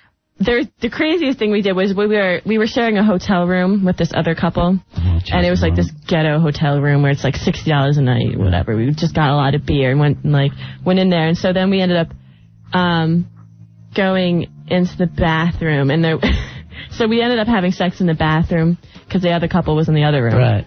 So whatever. But we had the whole bathtub filled with water and ice to keep our beer cold. Right. So I ended up that I was having sex with him, but I was like leaned backwards so that my head was in the cold water in the bathtub. I would have had to drown you. That's heat wave sex. I would have had to drown you. I got so excited I would have drowned you. It was so refreshing. I was like, oh, that was great. That was the greatest position. All right, so you're literally leaned back? Yeah, he was like holding me, and I was like arched on my back with my head all the way in the bathtub. It was great. It was fantastic. I had to call my friends and be like, I had the most gymnastic sex last night. It was great. So. I'm loving this story. We need a tub and some ice cubes. All right, let's bring in her date. And what's his name again now? Nick. Nick, this is the guy who busted up his car for... Nick brought a crazy little flower for her. Hi. One black rose. I've never gotten flowers from a boy before. This is so ever? nice. No. No, but you did end up getting pumped while your head was upside down inside a tub of cold water. It's probably because you're clipping the buds off of them, Morticia. No, I was the one who wanted to do it. I was like, let's do this. And he was like, well, okay. All right, Nick, congratulations, buddy. Oh, thank you very much. Now, you heard the acrobatic section. Oh, yes, I did. All right, so we're sending them out where, Al? Hard Rock Cafe. And what else? And then, if they'd like, we can take them to the Empire State Building. What? Well, we're throwing people off? No. We don't want to get her up that high. What is this, a tourist date? The observation deck is very romantic. From where? It's windy. Is it open this late? Yes, it is. I've checked it out. Wow. And they have guardrails. He took himself there on a romantic date. With his right hand. That's the most romantic thing that you could do is stand in line at the Empire State Building tonight. Well, you get up there and it's nice. You get a nice view of the city. It's probably cooler up there. It's breezy. We can throw pennies from there, right? And it'll go like 6 inches deep into people's skulls. Al, seriously, it seems like you got it from Ohio tonight. That's a nice. Somebody from Ohio would have that date. Right. We should drop things from. I'd stand up for Nick too, so he could check it out. Nick, I really want you to look her over. Don't forget to check out the legs. It's just unbelievable. Oh my! It's unbelievable, right? Isn't that worth bashing a headlight for? That's worth bashing an entire car for. That's nice. Maybe later tonight if you want some of that. If things work out. Does Al have a car? Does Al have a car? He has cab buddies. No. We could smash Al's car. There are If you want to get a car, you just need a screwdriver and some luck. Oh, that's so sweet. You could steal My cars. ex-boyfriend used to steal cars. He was going to steal a romantic. Corvette for me. It was Oh. sweet. That's love there. I know. It Before was. you, This is so 19 gone in 60 seconds. before you beat him with a jack, or jacked him with a beat. I don't know which way that goes. Not sure. So All right, poetic, send him Ron. out for a nice day. All now. right. And you guys going to check in with us later? Is that the deal? I think that is. Yes, Okay. I believe so. Al, make sure this date goes nice, and Is Al coming with us? No, I'll have to stay Al had here. so much fun last time. What did Al do? He stop you from enjoying yourself? He was just sat there like Oh, like a jeez. chaperone, like he was shocked watching at Jenna what Bush. we were doing. What were you doing? We were just being loud and having fun. Now, did That was he too much get for a Al lucky Dukes. date kiss right off the bat here? Sure. And let's get that. Let's get the first kiss out of the way. I'll give him a kiss on the cheek. I'm with that. No, come on. Let's get the first crazy kiss out of the way. That way we don't have to worry about that all night. Yeah. I have my tongue pierced if it helps. All right, let me see your piercing. Oh, look at that. Ron, stop whoring me out for your show. All right, now who's talking crazy? You know what? Hold. Now I'm all embarrassed. Hey, wait. You know, and it's Billy. I can't pick up these lines if you're going to be there. Okay. The Hard Rock guy called. They're all set up. Oh, nice. Way to hope that one out, Al. It's like this is your life. Here's your grandmother. Hey, Claire's grandmother. Hello? Yes, your grandmother. Nana? They kicked me out today. No. They took my tampons. All right. I can't think of someone who's 90-year-old does not menstruate. Obviously, you hadn't researched the role well before. Yeah, right. Well, you know. You're playing the part of the crazy 90-year-old. It's thrown together like an Al date. All right, guys, go out and enjoy yourself.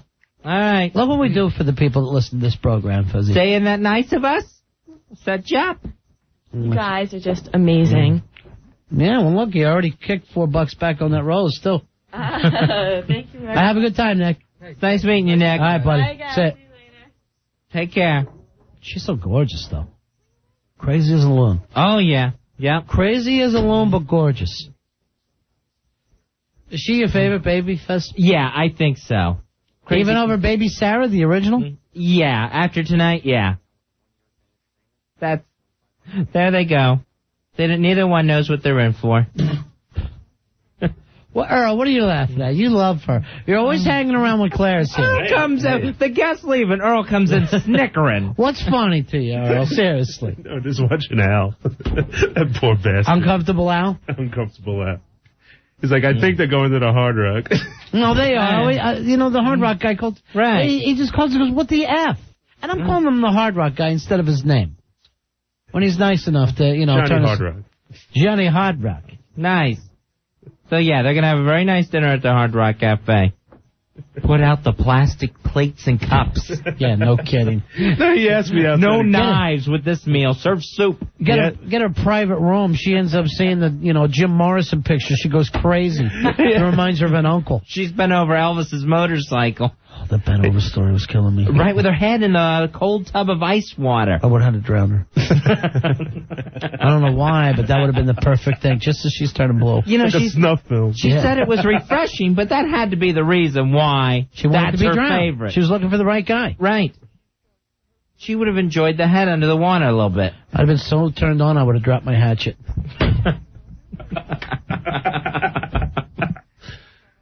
But he asked me, he goes, you have any advice? I went, you got any insurance? Right. You dig her, though. You're always asking about her. No, I'm not. Why You're a Crazy Claire fan, Earl. Crazy's where I draw the line. I'm pimping her out to all of my friends, if you want it. Where I draw, that's where I draw the line behind me. That's exactly you have where a nice I want to red be, hat, Crazy. Ron. I want a girl who's lighting the house on fire while you're sleeping. She could be the one. I don't even like a woman till she screams, I'm going to get even with you. Then I think she's perfect. Now she's committed to the relationship. Should fix you up with Left Eye. From TLC. Why wouldn't Andre Risa want to marry her now? Are they getting married? I think they were getting married, and then I don't know whether it's off again or just not right away. It's on. It's on now? Yeah, it's on, baby. It's all on. It is on.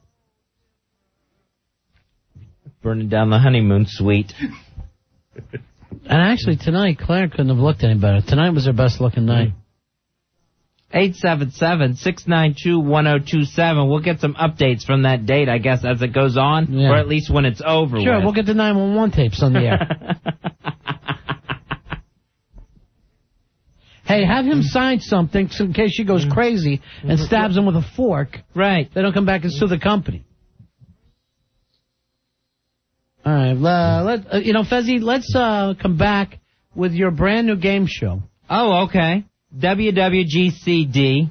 What would Gary Condit do? Good news, too. From what I understand, we've got a lot of tickets to the sneak preview of the Woody Allen film. And Rory Hampton has put together his first game show theme in your honor, Fez. No way. For this new game show, What Would Gary Condit Do? Yeah. This is exciting stuff. This is a Star is Born stuff. We'll play a couple games at 877-692-1027. It's the Ron and Fez Show. Ron and Fez, 1027 WNEW. We're Ron and Fez, 877-692-1027 if you'd like to win. Hey, Fez, you look at Al. He's skanking. Come on, Al. There it is. Look at him move. Oh, what a geek. What a geek. Oh, look at him go, Ronnie. Albert No Balls. There he is. I have balls. I have balls. I have balls. Well, that Albert was terrible, by the way. All right, we got your new game show, Fezzy. People want to play. Give them a chance to win some of these sneak preview tickets to go see the new Woody Allen picture. Yeah, it's the advanced screening of Curse of the Jade Scorpion, starring Woody Allen, Helen Hunt, and Dan Aykroyd. That's going to be Wednesday, August 15th, courtesy of DreamWorks Pictures. Curse of the Jade Scorpion opens nationwide on Friday, August 17th. All right. What's even more exciting about this is, besides the brand new game show, What Would Gary Condit Do? Rory Hamptons, our own Rory Hamptons, has put together a theme song for it. Really? Bring Rory down. This is I'm so thrilled. This is a big first for him. And I've heard him talk, so I never thought he was a singer. You have a singing background, Rory? Well, I used to sing like a lot when I was a lot younger, but you sang in a band or in the show? Yeah, in a band. Farmer in the Dell. All right, so you were in a band. Yeah. What was the name of this band? Was it a marching band? No. Or were you talking wrong? It was a couple of names. All right, give me some of the names. We had Extreme. Extreme. Extreme? Oh, Big Fezzy, it's extreme and extreme, like ecstasy? Yes, exactly. All right, what was the sound? What were you playing? Look how ready he is telling you this. I was running down the hall. Yeah. It's a little hot. It's a little hot here. So what kind of music were we playing? What was the sound? It was kind of like an emo alternative type of sound. Oh, emo on rock. Yes, exactly. All right. Did you cover anything? Not really. No, all original stuff. Oh, okay. All right, emo music. Nice. All right, and what was the other thing when it wasn't extreme? Tastes like chicken. Tastes like chicken. Same sound, though? Yeah, exactly. Yeah. Exactly the same sound. What made the name change? What was the reason there? The singer left the band, and I took over as the singer, so we changed the name. Sure, smart move. Exactly. I changed the name, too. What'd you call it? My dad bought the PA? Right. You're using my van. All right, let's listen to the former lead singer from Extreme. He's now went solo and has put together a little game show theme just for you, Fuzzy. Yeah, for What Would Gary Condit Do?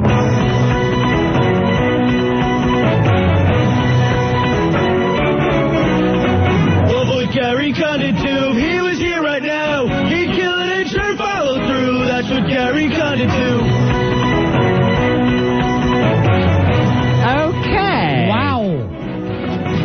Wow, that was good.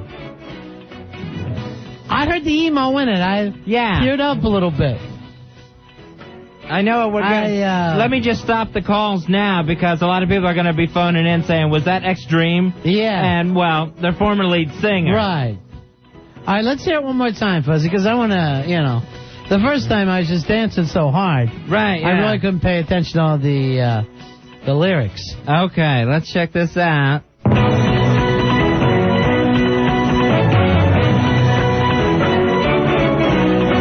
What would Gary Condon do if he was here right now? He'd kill an intern, follow through. That's what Gary Condon do. All right. He'd kill an intern, follow through. You smell something? I think I smell hit. Is that what that is? Put a bullet next to that son of a bitch. Listen to it. I thought I smelled something, but it just rhymed with hit. That's emo. That's emo gold. More hooks in the tackle box than that one. Extreme. Well, Roy Hamptons, I hope this is just the start. Right. Well, I must say something. A lot of cigarettes and a lot of alcohol has deteriorated Changed my it a little voice. bit. Changed the emo thing. Yeah. That's all right. I mean, the soul was coming through. Oh, yeah. As long as I got the message. Fezzy, let's play your game. All right, let's get a contestant. Pick up tickets for the advanced screening of The Curse of the Jade Scorpion. I found out that's opening Friday, August 24th. Wow, so you're going to see it way early, right? Yeah. All right, Steve, you're on Ron and Fez. Hey, guys, Steve. how's it going? All right, Steve. Saddam Hussein is back up to his old tricks, developing weapons of mass destruction. He has to be shown who's boss. What would Gary Condon do? A. Increase economic sanctions against Iraq. B. Support a bombing raid on Baghdad. I can understand that. Or C. Kill an intern. Ooh, I got a hard one. I'm going to say C, kill an intern. Fez? Absolutely right. Wow. Yeah. Exactly right. What you want to do with this is remember all these responses are appropriate, but you want the best possible thing. You want to know exactly what Gary Condon would do. Okay. All right, let's try another person. Now I think I'm picking up on the game a little bit. Right. Let's go with Casey. Casey, you're on Ron and Fez. Hey, Casey. Hey, Casey, do you understand the game here? Yeah, man, I'm with you. Let's do this. All right, give it a try again, Fez. All right. Senator Ted Kennedy shows up at your Washington, D.C. apartment at 3 a.m. Huh. He's obviously been drinking. Last time you let him stay, he ran up your phone bill with drunken calls to his ex-wife, Joan. What would Gary Condon do? A. Put him in a cab and hope the press doesn't even notice. B. Call his kids. They know the routine. Or C. Kill an intern. I'm going to say he'd kill an intern. C. Absolutely right. Wow. There's a winning Nice. cowbell. Wow, we're on a roll here tonight. One more, Fez. One more? Yeah. All right. Let's go Adam. Adam, you're on Ron and Fez. Adam, you all set? Hey, what's going on? I'm ready. All right. You know, before we get into this, can we hear Extreme one more time, Fez? Sure. There is X Dream with the theme to What Would Gary Condon Do?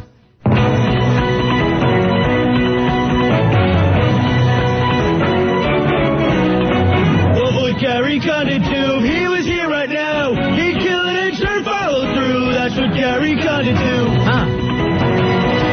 That's Extreme. These kids are going places. Feel like I'm watching Making the Band. They know what they're doing. All right, Adam, here's your question. Senator Hillary Clinton calls you worried that Bill is being unfaithful again. She's distraught. What would Gary Condon do? Tell her you'll go to Harlem to talk to Bill, thinking he may be able to hook you up as well. B, tell her that Bill doesn't deserve her love and start making your move on her. Or C, kill an intern. All right. It's between B and C right now. Yeah. I'm going to take a stab and say C. Absolutely right. Kill an intern. Okay, Adam, hold on. Nice work. You know, a lot of these have been C. A lot of them. Yeah, you'll notice that. But what you do is you try to put yourself in Gary Condon's place. I understand. You know, he's a leader. Yeah. And you wonder, what's the best possible decision he can make in these sets of circumstances? All right, hey, Mark. Mark, you're on Ron and Fez. Hey, Mark. Hey, how you doing, guys? Good. I just wanted to ask you, do you know that song is a complete ripoff of a song from the South Park movie? No, I don't know. I've seen that South Park movie a lot, and I've never heard anything like that. It was a song in it called What Would Brian Boitano Do? All right, now let's try to grab that song. We'll grab Extreme's new hit, Fezzy, that that the kids just seem to love. It's very, very big with the TRL crowd. And then we'll grab the South Park one. No, it's from the South Park movie, not the Christmas album. All right, it's not from the Christmas album. From the actual full-length feature film. Yeah, I don't even know if they put out a soundtrack. Album, Al? All right, first let's play the new hit by Extreme. All right. Here's Extreme with What Would Gary Condit Do? All right. I love that beginning. Yeah. What would Gary Condit do if he was here right now? He'd kill it and sure follow through. That's what Gary Condit do. All right, I understand that. Now, you say there's one that sounds like it from the South Park soundtrack, right? Our producers are huddled together. Right. So I'm sure one of them has it. The Cab Buddies are going to get together. The South Park movie, Al. Right. Longer, bigger, and uncut, or whatever it's called. We'll look that up. But, Mark, that would be very, very strange if there was a song that sounded like it. Right. Yeah, well, if... I guess you'll have to go through the videotape because I don't think there's a soundtrack. All right, hold on. We think we have it. Okay. All right, we heard the Extreme version. Mm-hmm. What would Gary Condit do? And this one's called what?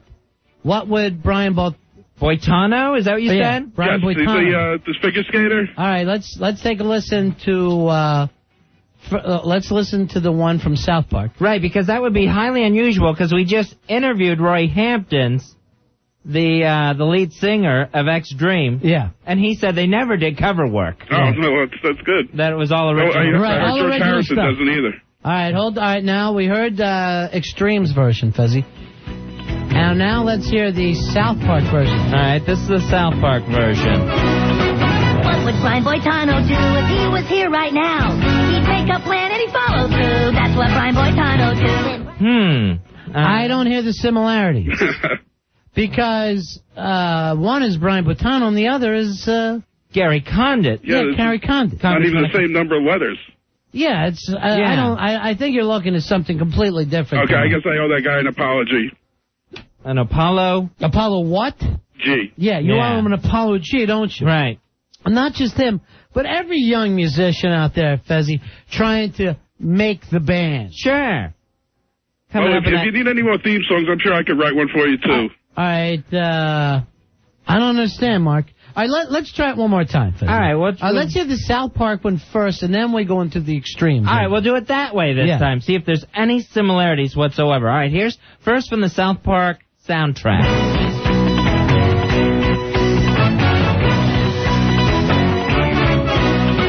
What would Brian Boitano do if he was here right now? He'd make a plan and he'd follow through. That's what Brian Boitano do.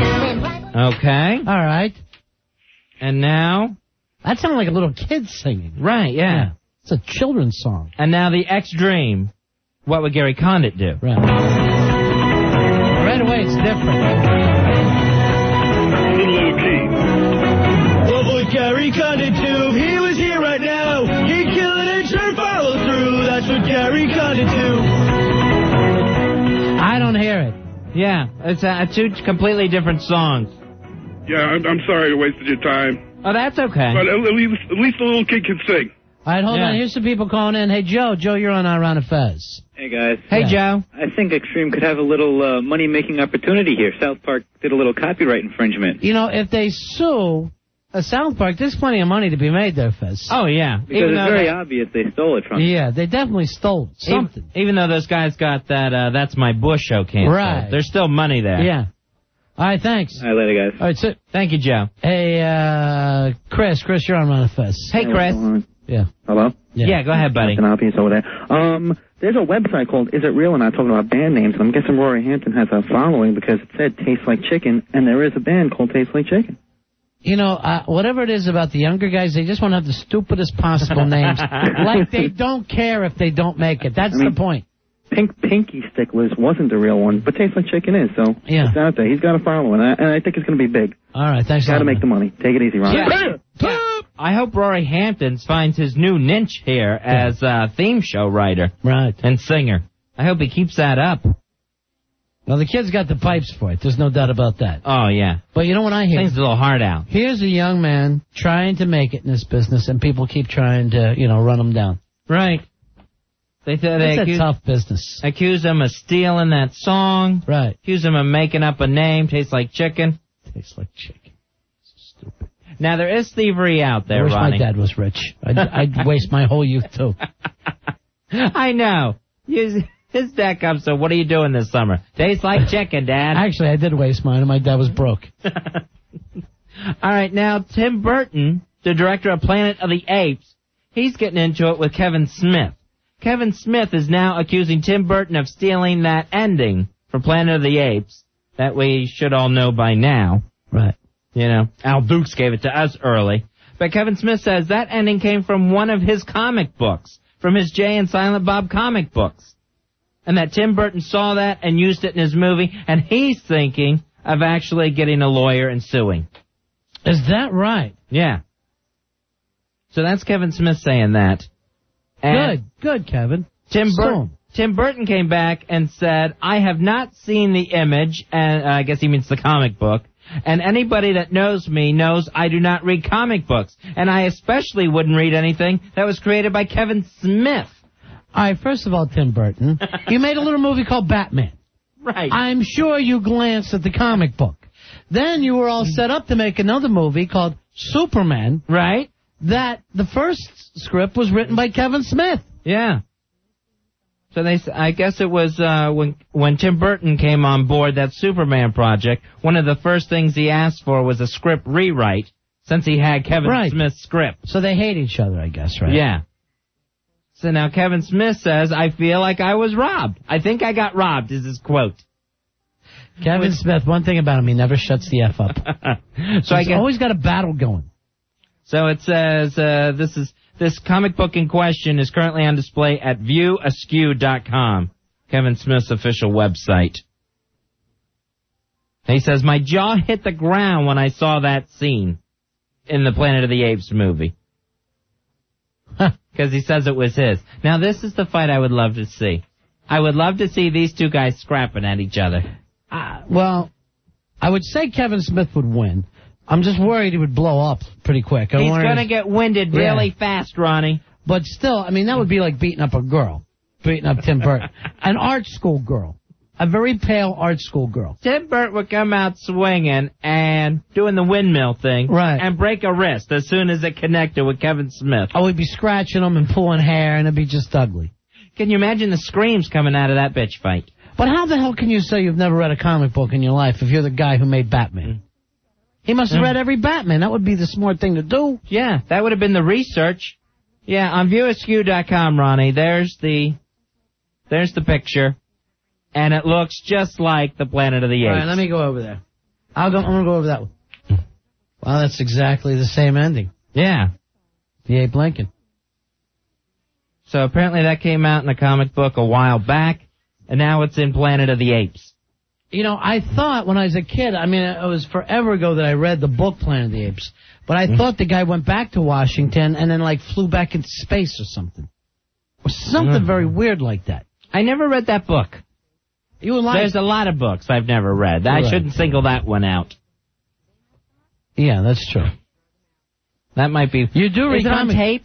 You do read comic books, though, don't you? Yeah, I do read the comic books. No. Quite often. Do you read the Kevin Smith stuff? No, I didn't even know Kevin Smith actually had his Jay and Silent Bob comic books out. I actually think you can buy them signed online. Oh. That if you go to his website, he signs a bunch of them. And Tim Burton's claiming he didn't read them, but this looks like he did. All right, let's take a break here, Fezzy. We'll be right back. 877-692-1027. Ron and Fez. Ron and Fez. 1027 WNEW. 1027 WNEW announces our new fall lineup. Sports Guys mornings, Don and Mike middays. Opie and Anthony afternoons. Ron and Fez nights. 1027 WNEW. Ron and Fez at night, including Saturday nights. 1027 WNEW. Welcome back to the Ron and Fez show. Ron Bennington, Fez WNEW, your host tonight. Just hanging out on a very, very hot night in New York City. just still steamy out there, I bet. Hey, Nick, the lucky winner, is out on a little mystery date with Crazy Claire. The cool thing now is we can check in from time to time. Although, of course, nothing we can do about that now because we don't have him on the phone. Nick was the one who smashed his headlight on Monday Night Show to win a date with Crazy Claire. She kind of likes people smashing stuff. Yeah. Turns her on. That's hot about her. Hey, Keith, you're on Ron of Fez. Hey, Keith. How you doing? How you doing, Ron of Fez? Oh, geez, drunk call. Oh, yeah. Well, I'll tell you what. Yeah. Don and Mike sucked All right, I'm not the hours that they took. I'm not going to sit here You guys got the same thing. run down Don and Mike on our show. At least not tonight. I wish Ani DeFranco had a Don and Mike song. That's funny. White people are so afraid. I don't see that happening. Hey, George, you're on Ron of Fez. Hey, George. Hey, Ron and Fez, how are you? Hey, buddy. Yeah, I got to call you up about Planet of the Apes there. Yeah. Yeah, the new movie, it ends just like the book. Now, in the book, didn't there was a person that was reading a message in a bottle, and it turned out to be a monkey? Yeah, it was Kevin Costner, I think. Yeah. No, I'm getting mixed up. No, it was, because he finally went back and, to Earth or whatever. Right. And, he's, landing and all that, and then he sees a security guard, but it's a gorilla. Uh-huh. So it's just like the book, and that was written in, 63, I think. All right, so it's exactly like the book. And why did Kevin Smith write this other thing, Fez, that looked like it would have been an ape thing? Yeah, Kevin Smith made this as part of his Jay and Silent Bob comic book. He wrote his 3 years ago. Right, but the thing is, I mean, he doesn't own Planet of the Apes. Who ripped off who here? Right. Not that I care. This is all getting so silly. All right, thanks. Yeah. Hey, Lola. Lola, you're on Ron of Fez. Hey, Lola. Hey, this is Lola. What can we do for you, Lola? I'm calling with my TV update. All right, what do you update? Well, like last night, I said I have to juggle now TV and the radio. Uh-huh.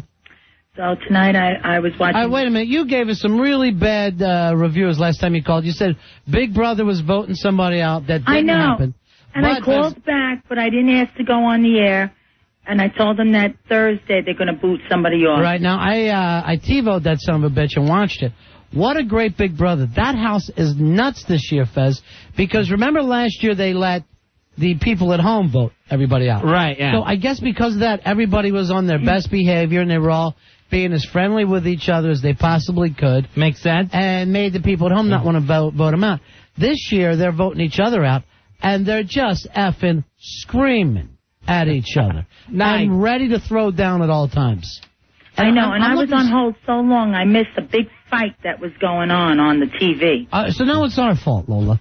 You give us bad news, and then you don't watch the end of it. Hey, well, this year they voted in a pig. They're taking care of a pig now. Yeah, right. That's no big deal.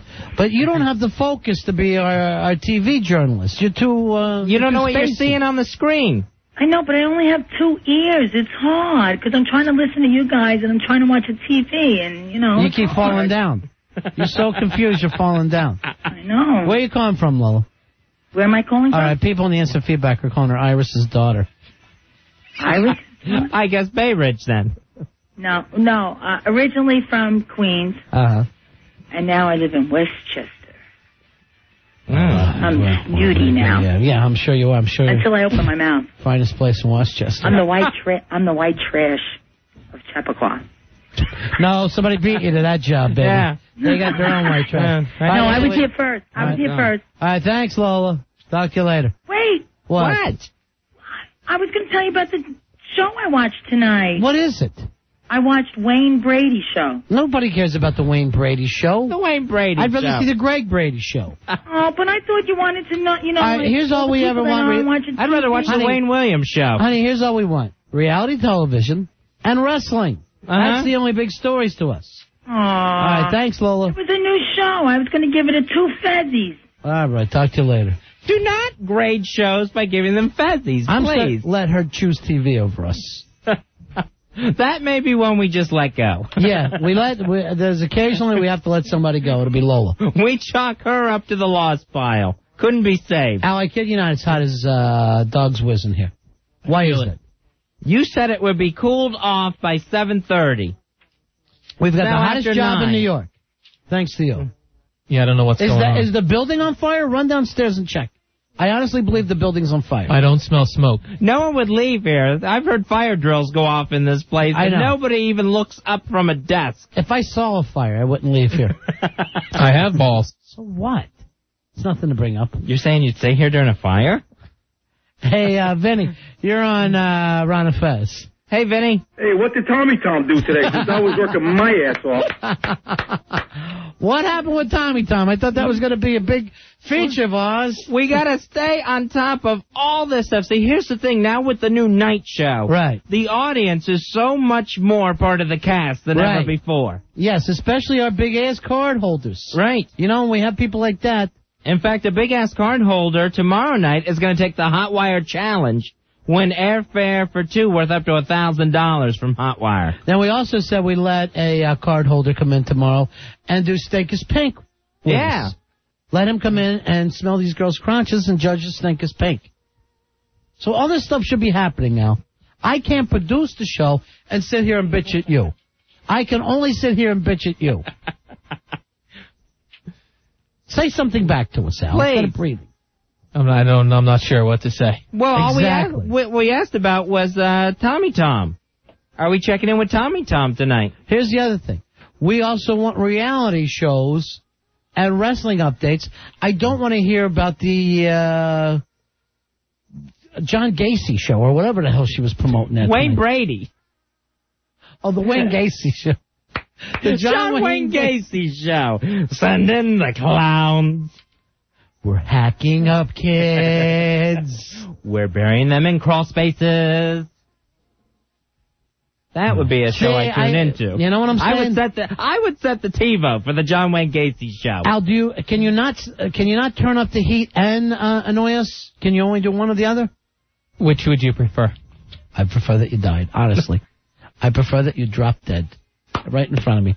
That would literally be my favorite show. I would then wait for your body to turn cold and then lay on it just to cool my own skin. I'm so effing hot right now. This is so cool, laying on his corpse. Ooh, nice, cool corpsey. I swear. Al, you're going to have me drinking tonight. I want wrestling news and I want reality news. Nothing else. I know the only thing cold in that refrigerator is the Sam Adams beer. You're going to have me drinking on a weeknight. You let him drink. Go get yourself a nice cold beer. All right, now you've done it, Al. And get me 2 roofies. And I'm just going to sit here and relax. Get me 2 roofers. And we'll all party. 877-692-1027. Hey, Brian, you're on Ron and Fez. Hey, Brian. What's up? Yeah. What can we do for you, Brian? Actually, I was going to come in tomorrow and do the challenge, but I got to back out. What happened? I got to work tomorrow night. I don't work, you know. But you would rather work than come in and smell the crotches of different girls to see who has the stink is pink. Money's money. All right. Where you going? But I love you guys. You're in a good spot. Where you working? Gay clubs? Yeah. Yikes. Thanks. All right. Now you hear his goofy laugh. When Claire, before she went out on the date, Crazy Claire, Ronnie, you notice how whenever she told a story, there get to be sort of a maniacal laugh attached to it? Right. Which is such a great part of her personality. We got Claire on the line right now. Let's see how her date's going with Nick. Mystery date update. Where's the sound for that, too? We could be playing the mystery date thing. I hate to, produce the show and yell. Hello? Hey, Claire, you're on the air, honey. How are you? Hey, hi, guys. How's the date coming along with Nick? Are you still at the Hard Rock Cafe? Yeah, we are. We just ordered. It's all right, I guess. Oh, it's nice there. It's wonderful. Oh, no, the Hard Rock Cafe is nice. Oh, you mean the date? You mean the date is all right so far? Yeah. You don't seem too happy. It's all right. I mean... Just all right? That sounds terrible. What have you talked about so far? Well, I don't know. I pretty much have been doing the whole conversation, but we did talk about how he cross-dresses and goes to Rocky Horror Picture Show. Oh, Jesus. He's a cross-dresser? I don't know. See if his pink stinks. What part does he play? Frankenfurter? I thought he was just kidding at first when he said, like, I don't know, we said something, and he's like, yeah, well, because I do cross-dress and everything, and I was just like, oh, haha, that's funny. And he's like, yeah, when I go to Rocky Horror Picture Show. I was like, oh. Didn't think we could find someone crazier, did you, Claire? No. Wish he should have dressed up like that tonight. So did that kind of turn you off? Yeah, I don't know how I feel about the cross-dressing. Now, you tend to go for the craziness, Claire. Why is this such a turnoff? I don't know. You know, it's just something I just haven't been exposed to yet. Maybe I'm just... Wait till you see him in the garters before you decide. Maybe I'll really be into him, huh? What did you order? I ordered steak. Man, I'm starving. I ordered steak and chicken. And he got a pig sandwich, which sounds really appetizing. Isn't that pork? Yeah, it's a barbecue pork sandwich. But the name of it is called a pig sandwich. So you ordered everything you have to cut yourself? Yes. Don't they have a nice quiche they could give you? Well, I ordered it just so I could get a steak knife. Although I do have a knife with me, so. You're carrying a knife with you? Well, yeah, because I have to walk back to my car tonight. Do me a favor. Stab that guy. Stab the Rocky Horror guy and get out of here. All right. Wait in the Hard Rock Cafe. All right, Claire. We'll talk to you later. Okay, guys. All right, bye-bye. Thank you, Claire. Okay. Are you ready for your mystery day? Don't be late, it would be great. Open the door for your mystery day. I got the transvestite. Play a mystery tape. That's the dud. She got the dud, Fuzzy. That's the icebreaker Nick comes out with. Well, I do enjoy cross-dressing for Rocky Horror Picture Show. Oh, and I beat a baby's head in with a hammer once. What do you think for an appetizer? Hey, Brian, you're on Ron and Fez. Yeah, Ron? Hey, Brian. Hey, Fez, what's going on? What can we do for you, big man? No, I was just thinking about filling in for that other guy for tomorrow for Stink is Pink. Are you a Big Ass Club member? 1163, baby. Hooah! All right, buddy, you're in. I'm good. Al Dukes, will you be checking big ass cards at the door? Yes, I will. Always make sure they show up with their big ass club. So make sure you bring them if you're one of the lucky few coming in. Hey, Adam, you're on Ron and Fez. What's going on? I'm 6725. Hooah! All right. I want to be part of the contest. Can we get another guy in there? Absolutely. All right, then we'll have to cut off. All right, you're in, Adam. Yeah. All right, Adam. As long as you don't mind smelling girls' crotches to find out who has the stinkest pink. Can I say two things? Yeah, go ahead. Number one is hamburger. All right, now I'm starving. And number two is... All right. That'll be tomorrow night on the Ron and Fez show. The stinkest pink. We'll find out who is the stinkest pink. Goodbye. Goodbye. Hey, Beezer. That's her name. Beezer, you're on Ron and Fez. Hey, Fezzy. Hey, Beezer, what can we do for you? What's up, guys? I miss you guys terribly at night. I usually catch you on the rewind. I'm a truck driver. Oh, that overnight thing. Okay. Yeah, the overnight. Is Tasteless Jenny coming back? Tasteless Jenny is on in the middle of the night. Yeah. She's running the late night shows. The I didn't overnight know show. that guy. Yeah, she's handling the love line. She never left that shift when we moved on. She says, I can only work in the middle of the night like a maniac. All right, guys. She's Tasteless Jenny, Vampire Maniac. All right, see you later. Take it easy. Hey, Brian. Brian, you're on Ron and Fez. How you doing, buddy? Brian, what can we do for you, big man? Hello, what is this, the name of Brian's Day? Hey, I need your help finding the name of a movie. What movie? I woke up, in college at the fraternity house, and I saw this movie where this guy was a mad scientist, and he made this, super crack. What he was really interested in was finding the perfect woman. So he took what his regular crack, what he thought was, to a whorehouse, and he started measuring them all out to find out. You were which would make the dreaming, you perfect... sick bastard. Nobody made a crack movie. No, but Except wait a minute. maybe New Nobody Jack else City. saw this in my fraternity, so either I was looping. You were looping. That's no movie. Nobody's but going it to have was super hysterical. crack. Wait, you remember this part. You guys must have heard this. Hysterical. What? Yeah, go ahead. Go ahead, Brian. Okay. And when he turned around and after he'd measured them all and he realized he didn't find the perfect woman, yeah, he realized he brought the wrong bag. They all smoked the super crack and they all started blowing up into pieces like the lab rats. This never would be a movie. Name one, any stars in this? Like I said, it was freaky. Now, wait a minute. He collected all the parts and he brought them back to the lab. And he had these racks of mannequin arms. Of course, they were so fake. It was a real cheesy, not even B, maybe C type movie. Really? You'd think this one would have a budget of $100 million? No, $100 maybe. That was it. This thing this guy had. Then he went to a bowl of boobs. You know, the fake ones that they put on with the. It was hysterical, and I want to know the name of that movie. I asked around my fraternity. There was like 60 guys. I said, anybody see that movie? It was like, I don't know, 4 o'clock in the afternoon, I guess. Did anyone remember seeing it other than you? No. Exactly, Brian.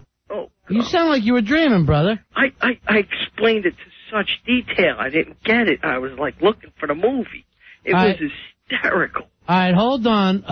Well, somebody says they saw it. Let me go to line 10. Stay on, okay? Okay. Hey, Sean, you think you saw this crazy movie? Yeah, it's called Frankenhooker. This is a real movie. Yes. Yeah. Thank God. All right, who was in this? I have no idea. Oh, God. What I was year really did it worried come I out? got some hold of some bad. What year did it come out? All right, let me say, there's a Like movie called early 90s. Frankenhooker came out in 1990. Early 90s. Yeah, not 1990. That's when I was in the fraternity. All right, now there's not one person I've ever... I graduated in 92 from college. Yeah, it was 1990. Oh, my God. All right, let me see the plot summary here. Medical school dropout, his fiancée in a tragic lawnmower incident, decides to bring her back. Unfortunately, he was only able to find her head.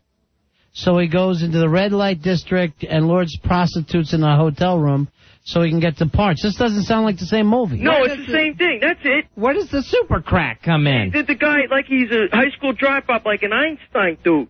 Right. Yeah. And he brought the wrong bag or something, and when he puts all the parts together with her head, I remember that. That's right. There was a lawnmower part. She turns into this wacko chick that starts killing everybody. All right, hold on. And then I passed out again. All right, hold on. Here's Jeff. He claims he saw it, too. Hey, Jeff, you're on Ron and Fez. Yeah, Ron Fez. Yeah. Hey, Jeff. Yeah, I saw this in college at SUNY Westbury. I was taking a class called Art Horror Film, and the professor played this for us. I see it online here on Amazon.com, Frankenhooker. It's a real movie. All right, it's the same exact movie? Yeah, I remember. Yeah, here's a picture of it, Frankenhooker. Oh, 1990. All right, if you, do you go on, You gotta see this movie. It's a great movie. I actually saw it in college, in class. Yeah. It's an American movie classic. It's not on the AMC channel. No, it's a good movie. And here it is, the review and everything. Yeah. All right, man. It got 4 stars by Jersey Boys. Yeah, 4 out of 10. It's a low by 1990. I'm trying to see Well, it's right up there with about the Toxic Avenger. I see Louise Lasser's name there. There's a name, you know, Mary Hartman.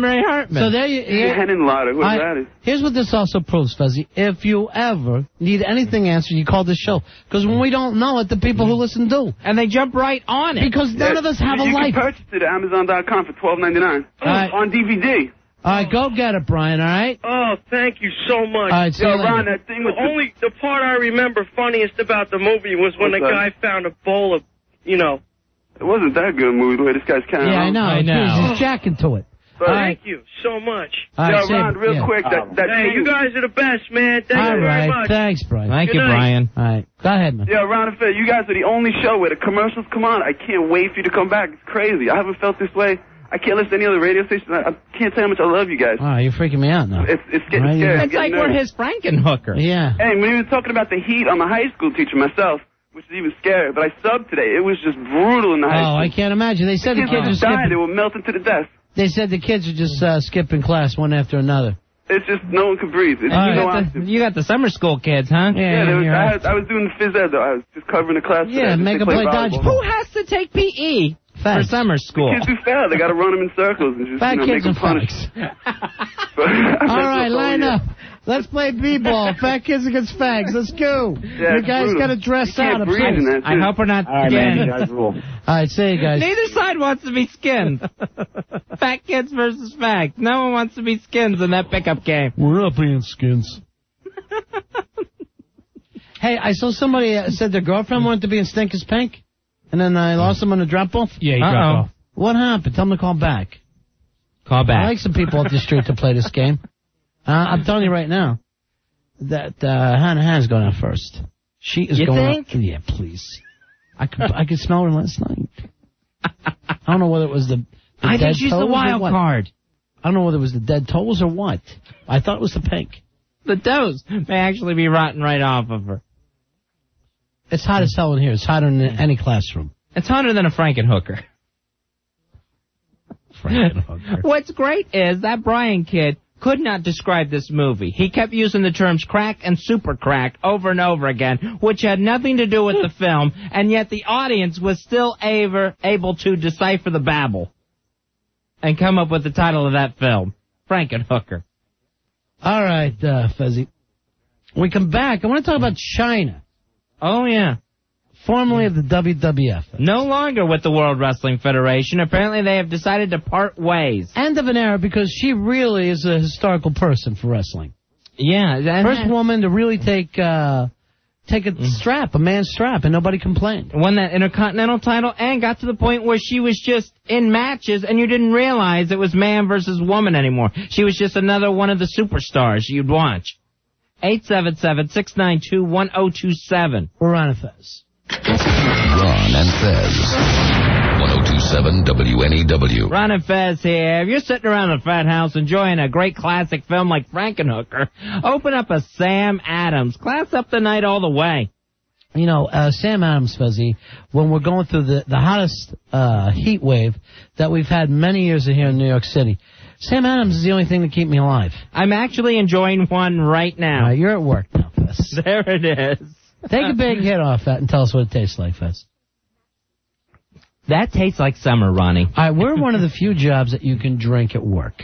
Thank goodness I have this. It's the only cold thing here tonight. Right now, only cops and radio talk show hosts are allowed to drink at work. And look at Fez just enjoying himself and forgetting about the hot summer night that we're living. I'm drinking it away, Ronnie. Drinking away the hot summer nights. Sam Adams, serve only the best to your friends. That's why I give it to my buddy Fez. Show some style. Serve a beer that's different from all the others. It's Sam Adams Lager and Summer Ale. Be a better beer drinker. Drink a better beer. Sam Adams. It's America's world-class beer. Ron and Fez at night, including Saturday nights. 1027 WNEW. Ron and Fez back with you at night. 877-692-1027 is our toll-free phone number. So this China story, Fezzy, I guess it was coming on for some time? Yeah, I guess they had been in negotiations. Her contract with the World Wrestling Federation was up, and they went into talks, and they said her contract was up for renewal. Both sides were talking, trying to figure out what would make the best sense. At the end of the day, here's the quote, everyone agreed that it was probably best for her to go ahead and pursue other interests now. So, I mean, that's normally... what other interests has she got, Fezzy? She wants to be an actress. Well, you know what? The best way to do that is to, stay with the WWF. Ask The Rock. A lot of people... Yeah, ask The Rock and then ask Sable. A lot of people write in, she's the next Sable. And that's true. Sable was huge. Yeah. And that was the end of her. And she was getting some things, but yes, that was because of the WWF. And then Pantera writes in, China, the first woman ever to pop an implant in the ring. That's true. That's history making. Now, we also had this other weird story that maybe Triple H is really with McMahon's daughter, and maybe China feels all weird about that. Because I guess they were an item, now not an item anymore, China and Triple H. They had to find China woman. Oh, yeah, someone for her. All right, here's Anthony wants to talk about this. Anthony here on Ron and Fez. Hey, Anthony. Hey, how you doing? Yeah. I just want to say I hate China. When I saw her on the Diary of China on MTV, I wanted to slap her in the face. I would it's cutthroat to have an opportunity to be in the WWF, and she's like bitching and moaning about, oh, it's too hard. The only time that she was good is when she dressed up like a dominatrix and kept her mouth shut. All right, so once you started talking with that crazy little accent, you didn't like her anyway, right? Yeah. I can't stand her. And yes, Stephanie McMahon and Triple H are together, because she put out an article saying that, that they're better off being together, and she got all upset, and that Triple H broke her heart, and I'm glad he did. I thought Eddie Guerrero broke her heart. Yeah, Latino heat. All right, thanks, Anthony. I loved you, Eddie. What's China's real name? Her real name, which we're going to, I guess, hear more of, because she's no longer allowed to use the name China, which always screws up these women wanting to leave the Fed. Why? It's a country. Not spelled with a Y, it's not. Oh, yeah, that's right. So her real name is Joni Lauer. That's scary. Yeah. So you're going to see the very intimidating I'm Joni Lauer, and I'm up for Terminator 3. I know there was talk about Joni Lauer getting Terminator 3. I don't see that happen now. Sarah Connor, you better stop right now. Joni Lauer's going to get you. I'm going to get you. Hey, I'm the Terminator. Hey, Jen, you're on Ron and Fez.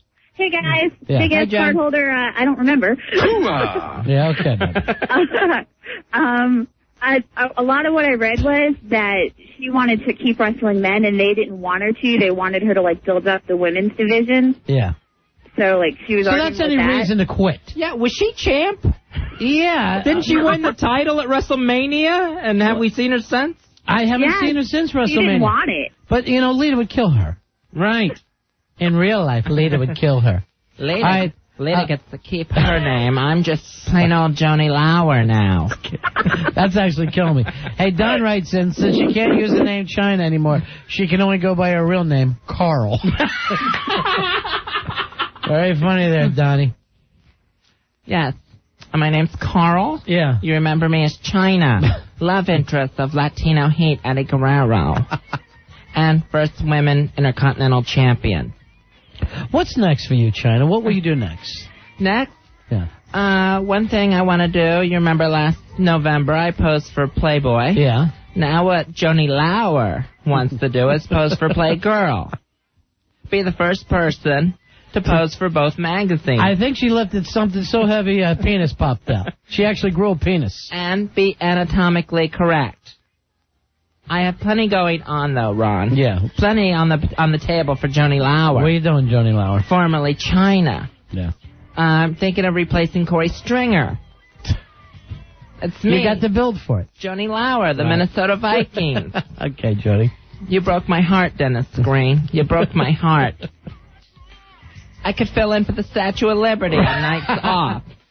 That's true. There's things Joni Lauer can still do. The Statue of Lauer. right. Joni Lauer. Hey, Nick, you're on I can with do this. Ron and Joni Lauer.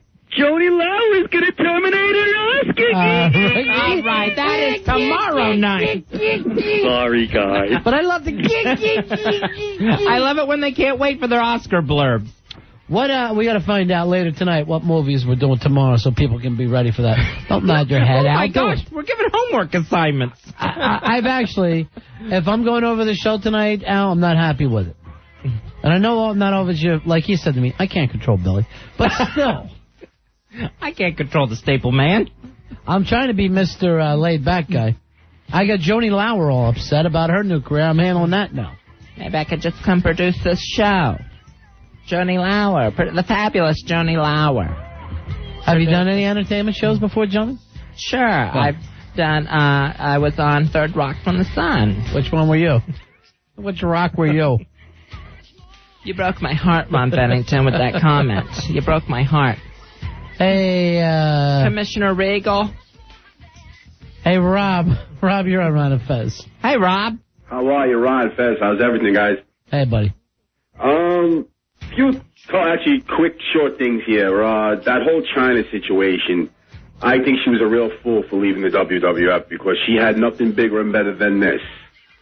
Well, if you look at her resume, some of the stuff that she has done and is planning on doing. Wrestle Buck Bagwell. She had the Third Rock from the Sun.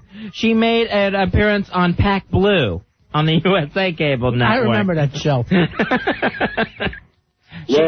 She's guest starring on an upcoming action series called Tracker, opposite the guy who played Highlander. And she has a movie coming out called Frank McCluskey C.I.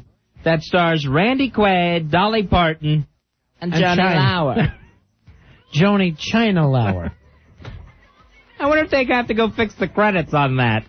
Why don't you get a job with Matt Lauer doing the Today's Show? Katie, Matt and I are here. We're an item. I'm so happy for you because Matt and I are finally happy. Bench press Willard Scott. Joni, that would be the main thing. Joni. Hey. It's cracking me up. Hey, Jason, you're on with Ron and Fez. Hey, guys, how are you doing? Yeah, good. This broad, if looking back at that movie, Beyond the Mat, and she's talking in that movie, and she says, our careers in this business are so short-lived. Mm-hmm. And now she's after going messing it up for herself by, like, quitting the WWF. That's the best thing anybody can ever have, like, you know what I mean? And no women ever got a gig like that. Right. And if they wanted her to just fight the women, what an easy gig for her. Right, unbelievable, like. And right, enjoy it. Stay in the spotlight and bounce Ivory around a little bit. And, you know, 3 guys get injuries and you're the main event. That happens all the time. Stop being a big crybaby, Joni Lauer. I just saying, a couple of weeks ago, I got to see that Tammy Lynch, whatever her name is. Yes, and she definitely, I seen her. She was up in Long Island doing some show up in Long Island. Yeah. And she definitely left it too late to be going posing for some website, whatever she's doing. Oh. Super Vixens with 3 X's. All right, guys. That's it. And Jason, you can visit me as I start my new career on Broadway, starring opposite Brooke Shields in Cabaret. They brought me in to make Brooke look small. Here's John. John, you're on Ron and Fez. Hey, John. Ron Fez, what's up? Hey, buddy. What can we do for you? China's next gig. She's going to be in the Hoaxie Brothers Circus. She's wrestling Gorilla Monsoon. The Hoaxie Brothers Circus. Jimmy the Superfly Snooker. All right, man. See ya. She'll be doing flea markets before you know it. Oh, yeah. What a mistake. Right now she's considering valeting cars at WWF New York, where she just physically picks them up and puts them in the lot. What a ridiculous thing China did. China leaving her WWF contract, not re-signing. Hey, Morris, you're on Run the Fest. Hey, how you doing? Hey, Morris. I heard that China was going to be doing the vagina monologue, but... Hers actually talks. Hers actually talks. Yeah. And Yo, it's guys. deeper than her regular voice. Hello. Guys, yeah, I just wanted to let you know that there's a whole bunch of people on AOL. Yeah. They have a chat room, and they were wondering if you could give them a shout out. Come on. Chat out? Please. It's ridiculous. Are we giving chat outs? We set the room up for them, and now they're now they want shout outs. They're a bunch of Joni Lowers is what they are, Ronnie. Hey. Gimme.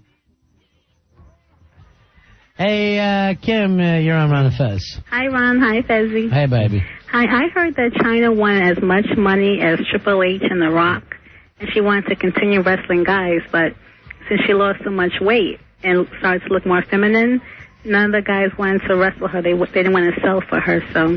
Oh, nice. Kim's got a smart term there. Selling Nice. for her. Very, very smart. Throwing out the smart words. Thank you, Kim. Al, what do you keep waving at me? What do you have? You're producing, you say, right? What do you have for me? Yes, I am. What is it? What do you have for us? Al, You what have do you a got? booking? Or what is it that you're waving a paper at me for? I'm trying to get a hold of Buff Bagwell. All right, you know we're not talking about Buff Bagwell, right? Right. But it's, wrestling related. He got those two wrestlers mixed up. Sure. China's a little bigger than Buff. But they're both the stuff. What's Buff doing? I think he's doing some new wrestling league or something. Yeah, that's a great idea. Hey, Rich, you're on Ron and Fez. Hey, Rich. Hey, how you doing? What can we do for you? First of all, Buff's an idiot because the WWF was going to pay him $50,000 in severance package, and he decided to wrestle for an independent promotion for $1,000 for one night, and now the WWF's not going to pay him, so he's an idiot. What That's number one. happened with the WWF and Buff? And, They just main evented him, a couple months ago. Right, when they had their first WCW match, they put him out there against Booker T. Right, and he was so bad that he wasn't showing up to practices. They had practices for all the WCW guys up in Connecticut where they do the Tough Enough series. Oh, the Trax facility? Right, they had them doing training up there. He was late every day, and he also got into a fight with one of the other WCW guys because of his attitude. Who? Buff Bagwell. But who did he get in a fight with? Chuck Palumbo. Oh, no. Now, aren't you supposed to get in a fight? Isn't that the whole thing about being a wrestler? Oh, yeah, maybe Buff just wanted the tag belts. He's the So, star. he's just an idiot, though. He's just bad seed wherever he goes, Buff Bagwell. All right, Richie. Hey, well, China also. Yeah. Yes. China, the WWF opted not to renew her. JR has a weekly thing that he puts on his website, the website, and they said we didn't renew her. And the reasoning is, because of Dave Meltzer, who said it, is that she wanted to work less dates and get paid more money. That's and they what I said, would well, do. we don't think you're worth it. And she didn't agree, and they said, you know what, we're not going to continue to negotiate. Is there any way we can get a deal like that? Less dates, more money. All right, talk to you later. Hey, Mike, you're on Ron and Fez. Hey, Mike, go ahead, buddy. What's up, RNF? How you guys doing? Yeah. The reason why she supposedly left was because supposedly she just wanted to go make movies, and also she couldn't put up with the fact that she lost Triple H to Stephanie. Yeah, that would be weird. Yeah. Actually, they put like this whole big thing online on those guys that you know online, that wrestling place. WrestleLine, I haven't been there in a while. Yeah, and she actually like said this whole thing that, you know, they were just really pissed at her over the whole thing with like the King and everything. And why? What'd she do with the King? Yeah, what'd you have to do with your supposedly she made this like lesbian video with the cat. And, like, everyone was watching it, and that was the reasoning why she, like, turned Triple H. Yeah. Wow. And also, Buff, the reason why Buff left is because he got, like, a big attitude in the back and thought he was, like, the greatest thing ever. But, yeah, he couldn't carry one match. I know that one match was a little less than what you want to see. But Yeah, that was off that night. Yeah. See ya. All right, so that's a lot of information about China. Well, you can understand that, having a relationship with someone, then not wanting to see him at work every single day. And never mind not just at work, but he's doing stuff where he's in the arms of a woman. Right. The whole time you're seeing him. And then the only way you can really get back, you try to do a nice lesbian video with the cat. With Jerry Lawler's wife. And, you know, things don't go the way you plan. All right, Jack says on the instant feedback, Buff Bagwell is in the Federation being started by Hulk Hogan. Who knows if that thing will even happen? Boy, we've been hearing that forever. That Hulk Hogan's going to start a seniors league. Yeah, right. The seniors tour. I wonder who he wants to be champ. Huh. Who could we get? Hey, brother, what about me? I'm the perfect champ for this. Who should carry the strap of the Hulk Hogan Wrestling Federation, the HHWF? Hey, Donna. Donna, you're on Run Fest. How you doing? Hey, Donna. Hey, Dee. Hi, baby. What can we do for you? Hey, listen, I'm one of China's good friends, and I know why she left. All right. I wanted her to do, like weird sort of lesbian, take your clothes off, wrestle kind of thing. Now, where are your friends from her at? What? How do you know her? I just know her from clubs and stuff. All right, so you're not really close friends. Well, we are. Well, not close. I mean, you call each other at home? Well, not at home. Right. All right, so then you're not close friends. I know her. Yeah, I know her. You've seen her at a club. Yeah. We've all met her, but it doesn't mean we know why she quit a job. If you're such good friends, what's my real I name? swear to God, she was saying, Joni. you know what, they were asking me to do, like, weird lesbian stuff, take off the clothes, wrestle, blah, blah, blah. You don't even know her name, Dave. Oh, stop. What is her name? Joni. Joni what? Joni McMuffin. You see, you're so... Donna, you're begging for attention. See ya. See you, baby. And if you watch wrestling, how many lesbian nude matches have you seen on TNN every Monday night? Pat Patterson is the only one I've ever seen. Hey, Andrew. Andrew, you're on Ron and Fez. Hey, Andrew. Hey, what's up, Ron and Fez? Hey, buddy. Card holder 776. Hoo-ah! There you go. Hoo-ah! Thanks. I heard some stuff about the Hogan promotion. What I heard from it was that Hogan was too obsessed with doing TV and movies, so they stopped with that. When's the last time you saw him doing TV or movies? The last thing I heard, he better be obsessed with not doing it. I heard he was going to have maybe a reoccurring role in the new Star Trek series. And then I also heard about Buff Bagwell. Looks like we're having problems. The Vulcans. We got to eat our vitamins. Say our prayers. I also heard some stuff about Buff Bagwell, and the thing with him is that he's doing a indie promotion called, I'm not sure, it's called MECW. Yeah. And the thing with that is they're going to have Mr. Perfect and people like that fight, the people from ECW. Mr. Perfect. Mr. Perfect. He works 2 nights in a row, doesn't he? Before he grabs his back. And one last thing, the thing with China is it's kind of like the comparison to Sable, where I heard that they wanted her to do a lesbian angle. Not so much the nudity, but the lesbian angle with the other girls, and she opposed to it, and I guess China did too, and that's why they fired her. A nice lesbian angle. What's the difference? The whole thing, everybody knows is false. Right. But Vince McMahon, he wants the ratings, so he's got to give them what they want, and it's sex, lesbians, and action, I guess. No one's actually going to make her have lesbian sex. Is there any truth that she's taken a job replacing that lumberjack as the brownie paper towel spokesperson? Is there any truth to that is her new job? That's funny. That she's working as a urinal tester. Is there any truth to that? Is her new job? She would need a penis. Hey, Sean, you're on Ron and Fez. Hey, Sean. Hey, how you doing? I got to make a prediction for you guys. What's that? It's China I couldn't even understand that one. Yeah. I heard the gook. Now, is it true she wants to make the World Trade Center home of the new Triple Towers? Just stand between them. Well, she would just stand there. All 110 floors of her. Hey, Adam. Adam, you're on Ron and Fez. Hey, Adam. I think that the truth is that China's jealous of Stephanie's new boobs. I think that Stephanie got China's boobs in the settlement. That's what I'm saying. I think when China left, they said, Joni, we need the implants back.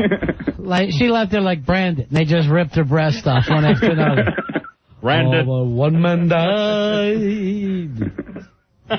in Bitter Creek. Thanks, Adam. They said they took her implants. Here, Stephanie, I guess these just belong to you now. These are yours. Hey. I hope Hunter likes them. Hey, Jim, you're on Ron and Fez. Hey, Jim. What's up, guys? Hey, buddy. Card number 7022. There you go. I know you guys mentioned Terminator 3, but did you hear that China was also up for Wonder Woman? Really? Yeah. That'd be I know, hideous. somewhere, I mean, going from Linda Carter to her is like the equivalent of a groin pull.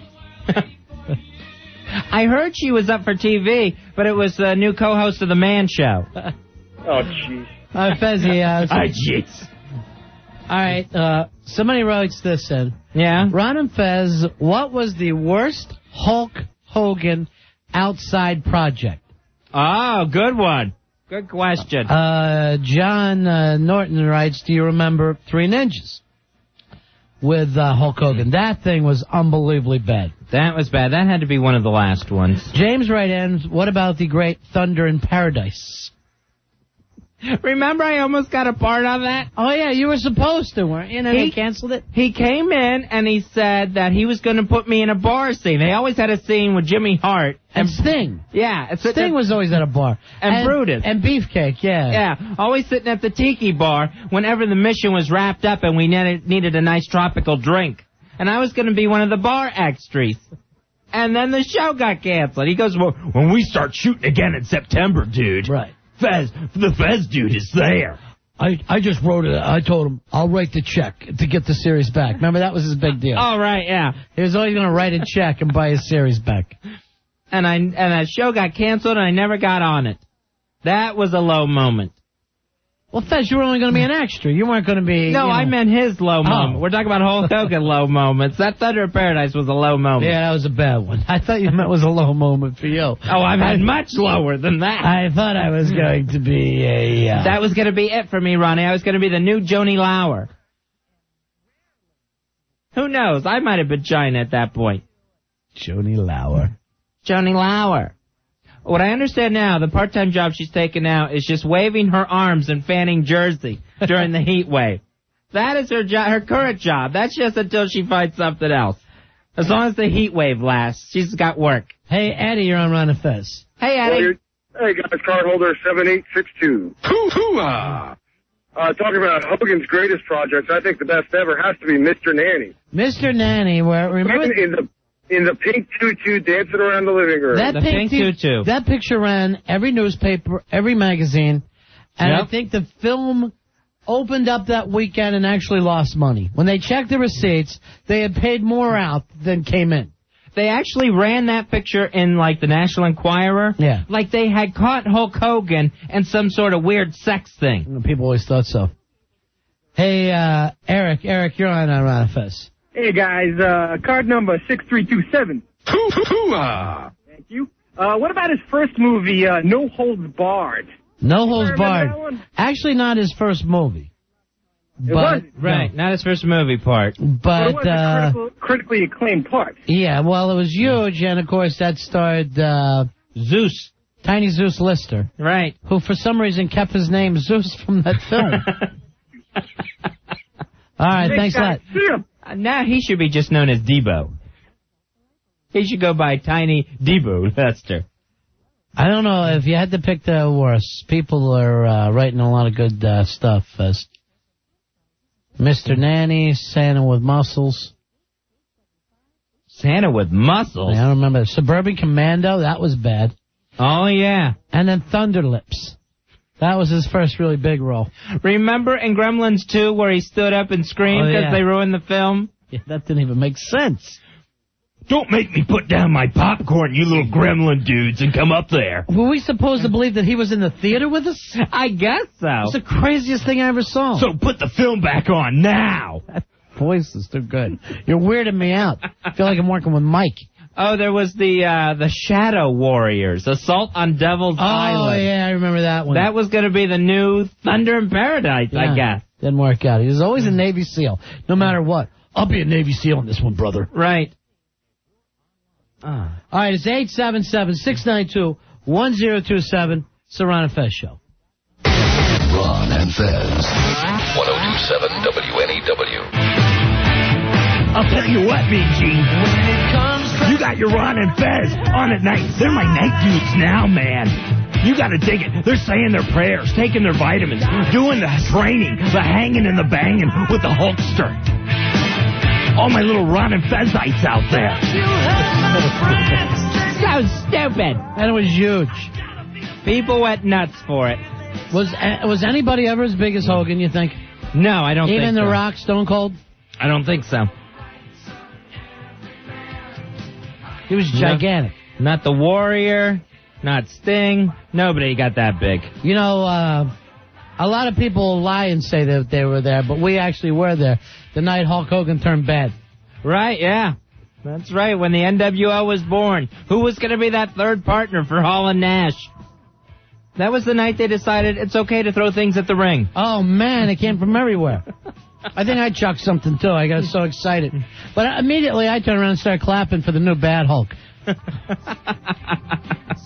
was like... That had just as much furor with it. Now, for us, for Fez and I, when Hulk Hogan turned bad, it was like being there when Dylan suddenly went electric. It was that same kind of historic night to us. Hey, Franco. Franco, you're on Ron and Fez. Hey, Franco. Hey, guys. How are you? What can we do for you, biggin? Want to talk NWA wrestling? I have a couple questions for you. Go ahead. What do you got? Okay, what was the name of Dusty Rhodes' sleeper hold? Sleeper hold? Did he call that the Weaver Lock? Yep. Who did Dusty Rhodes defeat to claim the U.S. belt for the first time? Luger. That's right. Who was Tully Blanchard's ballet? Baby Doll. That's right. Franco, what do you think? You're in the deep end of the pool when you were Fez. Who was the great Kabuki's man? Who was the great Kabuki's manager? Gary Hart. There's no sense of going through this, Franco. We could be here all night. Franco, you got jobbed. Admit it, okay? Say, Fez, you jobbed me. You jobbed me out. All right. Thanks a lot, Franco. I can't tell you the capital of North Dakota, though. Bismarck. Really? You got jobbed geographically. Geographically jobbed. Actually, I could have probably told you Scranton. Yeah. What the hell? Scranton, North Dakota. Hey, Judd, you're on Ron and Fez. Hey, Ron and Fez, this Judd. I just represent North Westchester. I got my tail. I just wanted to tell you guys how glad that you guys are back up in the Northern Westchester area. All right. We're back, North Westchester. Yeah, the nighttime. You gotta like it. And I just wanted to say this. It's a madhouse! A madhouse! That's a good impression. That's really good. Judd? Oh, Judd, he bailed on it. Here, hold on. It's a madhouse! A madhouse! Hey, Jeff. Jeff, you're on Ron and Fez. Hey, Jeff. Hey, Jeff, what can we do for you, buddy? Hey, guys, what's up, man? Yeah. Hey, did you hear about the Mongo McMichael? What did Mongo do? Yesterday in Chicago with the national anthem? No, it was Wrigley Field every seventh inning. They do the that's take called me Chicago. out, take me out to the ball game. Right. And he was the celebrity singer. And before he started singing, he called out the umpire, basically, because the umpire blew a call. So he started berating the umpire on the mic in front of the whole stadium. Like he was still a horseman? Like he was still a horseman, exactly. Now, here's the thing about that. They freak out for two reasons. Number one, it's baseball. It's not wrestling. Right. And number two, you don't want to take 45,000 drunk Chicago fans and start and fire them up. Right, exactly. Well, the funny thing is that the umpire then ejected him from the stadium, which has never happened. Oh, yeah, it's happened many times. Well, it will never happen for somebody saying, take me out to the ball game. Oh, I don't know. And then they want to send security up for him, and the guy, McMichael says, no security guard can move me. I'm not going anywhere, you know. So it was a big controversy, but the guy's a loser. Yeah, he really is. Does he still have the big long ponytail? I don't know. I didn't see it. Tell him the next song to sing is Steve Austin Took My Wife. Hey, can I give you guys an Iron Cheek? See ya? Yeah, that would be great. Okay. See ya. Thanks, oh, right my eye. All right, I like Jeff, as I felt like that was a guy who got us completely. He understands us completely. People are going in, hey, Fez, do you remember that dude, Tatanka? Come on, Jack. Yes. Jack from Queens. Who is going to forget Tatanka? And when Rick Martel stole his feather. Is he still out wrestling flea markets as well? Yeah, definitely. In fact, his kids went to the nursery school where my sister taught. Well, I didn't know you had that kind of brush with greatness. Yeah, I didn't know I'm like the girl that knows China. I didn't know how I had any idea your family was doing so well. Yes. Well, I wonder why you hang out with me. Hey, Becky, you're on Ron and Fez. Hey, Becky. Hey. Hi, baby. Guys, I miss you. I miss you in the afternoon, really. You got us all night. No, but I have a life at night. Most of the time. But we have a show, and you just called to interrupt. Most of the time I have a life, and Becky, I can hear you that night. we were doing a show right now for the people at night, and you just call up and try to stop it. I know, but tonight I don't have a life. All right, so sit and enjoy the show tonight. All right? Oh, I miss you. All right, we miss you too. Okay. We're right here. Okay. Yeah. Bye. Love you. It drives me nuts. It's not Jonathan Edwards. You're not talking to us from beyond. Oh, you know that show's going syndicated? Oh, yeah. It's going to be on 3 o'clock in the afternoon now. Yeah. That's a good show. I guarantee it's going to tube. And I'll tell you something else. I guarantee. Where are you getting this information? I guarantee this. He's fake. He's 100% fake. Jonathan Edwards. I guarantee it. Hey, Jay, you're on Ron and Fez. Yeah, hey Jay. Boys. What's going on? What can we do for you, Jay? You called us on the telephone. Yeah, well, thank you there, Fez. Hey, you guys are like the best. I miss you in the afternoons, but not too much because I only got you for half an hour. But now I get you all night. Did someone run out and pass all beers to all the listeners? What is well, it, Sam they did night? to me. All right, thanks a lot. Thank you, Jay. They're all drunk. They're drunk tonight. All drunk. Everybody's drunk tonight, including now. It's a madhouse. It's a madhouse! A madhouse! 877-692-1027. Hey, Rick, you're on Ron and Fez. Hey, Rick. Rick, turn your radio down. All right. We'll hang up on you while you have time to go turn your radio down. Hey, Mike, you're on Ron and Fez. Hey, Ron and Fez, big ass number 588. Hey, I know what happened in this baseball thing. What happened on this baseball the thing? Chicago Cubs issued a statement today. They say that the wrestling guy was, you know how they invite celebrities to sing that Take Me Out to the Ball Game? Right, we had this whole call earlier. Okay, and what happened is one of the umpires had a play on third base, and it was a Chicago Cub that got thrown out, and the umpire looked at the luxury bus with this wrestling guy, I guess, and after that, the Chicago Cubs got really mad about it. Where are the Cubs from? The Chicago Cubs. I'm sorry, where are the Cubs from? Chicago Cubs. Chicago. Yeah, I'm letting get an action. I can't help it. No, man. Chicago Cubs. And then Chicago Cubs come out, man. That's not a good guy. That's a bad man. That's a bad man, Steve McMichaels. Mango. Yeah, but anyway, what happened is... He came out and he told the fans, he goes, get ready for the bad guy. Yo. Hey, right. yo. Mongo, started trouble. We did the whole thing, Mikey. Yeah, and what happened is the umpire threw out the guy on third base, and he looked straight at the wrestling guy. So then the umpire went to the Chicago Cubs. Why did a vampire show up? That's what I don't understand. The umpire went to the Chicago Cubs dugout, and he talked to the manager about Did he bite him on the neck? Did he bite him on the neck? Nah. Wasn't this a day game? How was the vampire out there? He was a day walker. Now I'm hungry for steak. Now I'm starving for a steak. Now I'm starving Not that too. kind. Now I'm starving too. All right, Mikey, thank you so much, buddy. Okay. See ya. One thing he said correctly. Mike is adorable, wasn't he? Seriously. And then the Chicago Cubs. And then the Chicago Cubs. And then the third base. And then the vampire. Hey, Adam. Adam, you're on Ron and Fez. Adam. What's happening? 6725. All right, listen to me. I'm watching South Park, and there's a towel, and he's talking. No way. I'm telling you. Do you have a TV in that studio? Yeah. Watch South Park. There's a towel sitting in between all of them. And then they now have a talking towel. Yeah, and the towel's trying to get all the kids high. All right. Oh, it's an urban towel. It's not a joke. I could give you some audio if you want to listen through the phone. All right, yeah. Here we go. Oh, no, it's not a good spot. Here we go. They're having some sort of war. That sucked. All right, thanks. So you think they're already doing the towel bit? I think they're already ripping off Ron and Fez, just like everyone else will do in a couple months. All right, let's hope. See ya! Let's hope. See ya! Just like the talking poo, Ronnie, there's a talking towel with big eyes and arms hanging out with the South Park kids. Hey, Ann, you're on Ron and Fez. Hey, Ann. Hi, Ron. Hi, Fez. What can we do for you, baby? I love the show. Yeah. I just wondered why you thought John Edwards was a fake. All right, here's the situation, honey. People die, right? Yeah, that's true. That's it. They leave this world. That's number one. Now, here's the other thing. All right, so Fez comes to me. Fez, say you want to contact somebody from the... Okay? Okay. And I'm John Edwards. Here, ready, Fez? All right. All right, do you know somebody...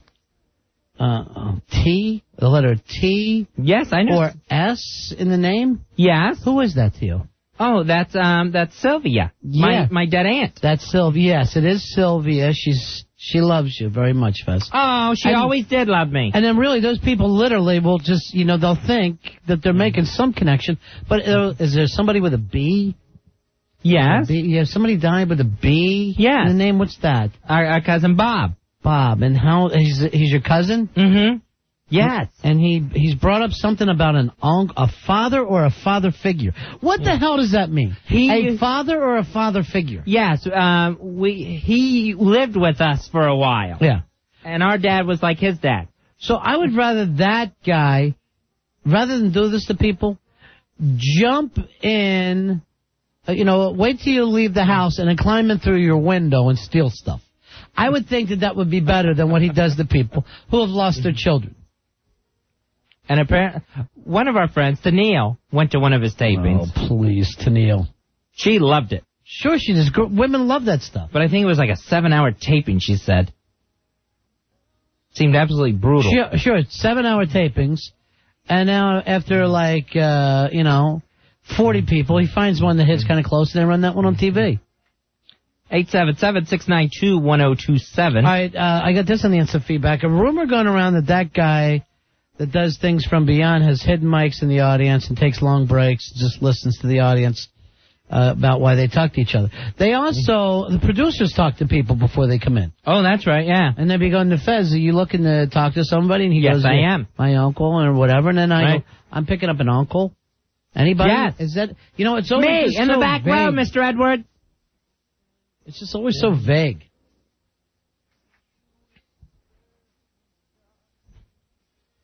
How many, just for, on the record, how many times did you bug me about that thing? And how many times did I say no? Right, but did I commit once I got there? Yes. I know I could have always told you no, okay? Right. I know that I could have always done that. And I did it how many times? Many times. And still, you keep bringing it back up. And did I commit? Did I give it 45? Yes, you did. Yeah. And are we all the better for it? And am I being laid back? That's where my head is at. I understand. Hey, Tim, you're on Ron and Fez. How you doing, buddy? Hey, Tim. Love the show. Thanks, buddy. Listen, I have some mental problems. I see doctors and stuff. Yeah, nice. And I do all right. I mean, I got a good job. I have my own place and stuff now, but I still have this type of schizophrenia. I was wondering if maybe I could meet up with Crazy Claire one night. What kind of schizophrenia? It's called schizoaffective disorder. And what does that do to you? If I don't take my medication, I don't sleep well. Well, don't take it. I get last summer was real bad for me. I tried to kill myself.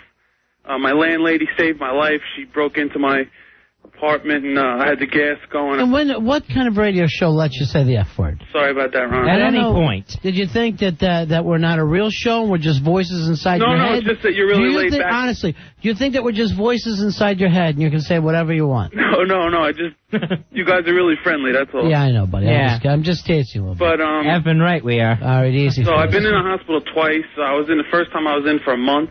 All right, what is the bad thing that makes you want to kill yourself? I'm always curious about that. Paranoia. All right, so you think people are after you. Right. Now, I'm going to tell you right now, it's so weird for me because I used to pay $80 a gram for paranoia. I went after that. So I have no idea why that would make anybody freak. No, it's natural. I never did anything like that. All right, but here's the thing, Tim. You're afraid someone's out to kill you, so you'll kill yourself? Try to kill somebody else. I thought they were after my family and stuff. I mean, it was like, it wasn't. Right, but why wouldn't you want to kill these imaginary people? Why do you kill yourself? They were bigger than me. I don't care how big they are.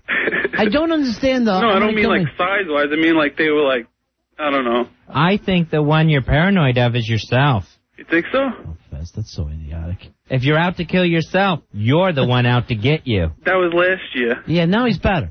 What kind of drugs you taking? It's a tranquilizer. It's called Seroquel. And you take that every nighttime? Yeah. All right, we'll try to hook you up with Claire. You sound like a very nice guy. Thanks. When's the last time you had a date? The other night. All right, so you're fine now, right? Yeah, I'm doing good. I got a job. I got a good job in Queens. Nice. What there are you doing? Go. What do you do? Cop? X-ray tech. All right. Okay, buddy, we'll try to hook you up with Claire, all right? Does she have, like, email? I could send her a picture or something? Yeah, I'll tell you what. I'm going to put you on hold, and we'll give her your email, all right? Cool. All right, we'll hook it up with her, and then she can make the decision. People love Claire. There's nothing we can do about that. Hey, let's go to Jim. Jim, you're on Ron and Fez. Hey, Jim. Yeah, that psychic guy. Yeah. Yeah, John Edwards. Agent 512 here, by the way. Oh, thank you. He's an agent. If there's dead people all floating around, can they, like, see me while I'm rubbing one out? Yeah. Yeah, your dead grandmother's looking right at you while you're running a batch. I think she's in hell. Yeah, that's exactly what happens. All right, say it, buddy. I hope there's more to do in the afterlife than peek in on people running one. Hey, Eric. Eric, you're on Ron and Fez. Hey, Eric. Hey, what's up? How you doing? Hey, buddy. I just got an update on that towel on South Park. Yeah. Sitting there getting high, smoking joints. And it's just a towel? Yeah, it's a super towel. This is so weird. It's just a talking towel. I mean, obviously they didn't steal it from us because, and I wasn't even aware of the towel thing till, what was it, like a week or two ago, Fez, we brought it up? Right, it was the MTV anniversary party. Yeah, but I started seeing these towels on the streets in New York even before I knew that the rappers did it. So now people are sending this in. The character's name is Tally. And you can actually, it's a fake commercial where you can get Tally T-shirts. I love Tally. Or if you don't like Tally, they have I hate Tally. Oh, good. Something for everybody. Yeah, when you hit the button, it says, I want to get high. But it's very weird. We had that controversy earlier with Roy Hampton's song. Right. Being accused of being taken from South Park. And now Teal is on there. Oh, Teal! Hey, thanks, man. All right, see ya. Hey, Frederick. Frederick, you're on our Fez. Hey, Frederick. Yes, sir, Mr. Ron, Mr. Fez. Yeah. Member number 1372. Ooh, always a pleasure, sir. Oh, and Ron, by the way, the spaghetti meatballs was excellent. Oh, seriously, man, I'm so starved. I'm starving. I'm just starving tonight. Mr. Fez, I have a question for you, sir. All right, Frederick. Yes. There was a gentleman just a moment ago who spoke to you about NWA wrestling, and in fact asked you who Tully Blanchard's valet was. Right. Who was that? You did say Baby Doll. We said Baby Doll. Another one. Name another one that Come on, Fezzy, don't let me down. Dark Journey. Yes, sir! Always a pleasure. That's how it's done. All Can I right. ask you another question, please? That's how it's done. What, you want to ask another one? Please. No, All right. not wrestling related. All right, what's Why this is one? it that when I go to ronandfez.com and I want to see a picture of the two greatest radio geniuses on the air besides myself, What do you do, like Fred? microscopic. What do you guys think? You're Kiss? You don't show your face like without the makeup on? What's up? There's pictures of us on ronfez.net, but what do you do in the air, Frederick? I am a DJ down here in the Jersey Shore at a local college radio station. Nice. So yes, what's and next? I actually call myself the blind albino because I wear sunglasses 24 hours a day. I've got white hair, fair skin. I fry in the sun. The whole shenanigans. So you're really an albino? No, that's a little, come on, it's a radio stick, you know, wackiness on the radio. I've worked in radio a long time. I've never met an albino. Yeah. Well, can I come up and meet you? Can you guys critique my show? Tell me if I'm good or if I'm... I can already, Frederick, I can already tell that you're awful. You just scream it too much like a top 40 guy. How dare you? Frederick, take it down a notch, brother. Right, yeah, you're really loud. I'm excited. I'm excited. Well, you don't take a breath. You're at about a 10. We could, Yeah. And you got a fake laugh. Yeah. Well, hey, I have to stop be the honest, fake laugh. I There's can barely hear you on my phone, and it's not my phone. Because you're screaming. Well, the scenario is I've got 15-year-old girls to the left and to the right of me calling me and telling me I'm great. So what am I supposed to do? Go for it, brother. We'll see in I can prison. only believe it. You could quit that sing-songy delivery. All right, see you later, blind albino. Can I have one more question for Fez? No. Please. No. Count down some hits and call us back, all right? Now that's a laugh right at you. All right, here's something, and I don't turn on this, okay? This I don't turn on. No albinos under any circumstances. Okay. Not even the Winter Brothers. That one you can go ahead and write it in that stone tablet on your desk. Right. Write it on the dartboard. That stone dartboard you put into our office.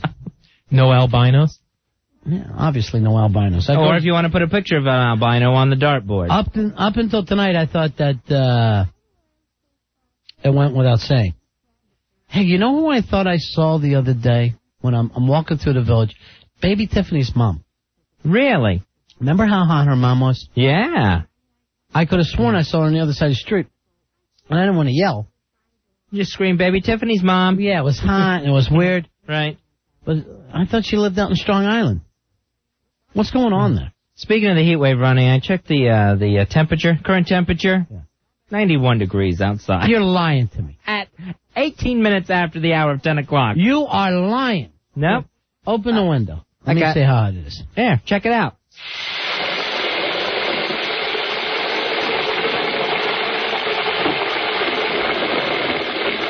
The steam is just coming in. That's a little too hot. Shut that window. That is hot. Keep that window shut. Hey, Tina, you're on Run It Fest. Hey, Tina. Hi. Hi, baby. I want to say one thing. What's that? I love you. Oh, God. And your mother. And your mother? No, you guys are awesome.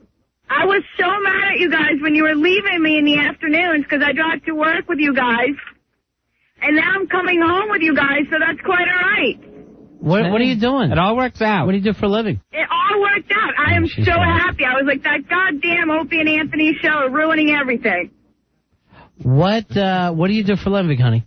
I'm a secretary. All right, you sound a little drunk. I bet you're the loudest one. You a little drunk? You driving drunk? Oh, no, never. Are you sure? Once in a while. Are you buzzed right now? I'd like to be.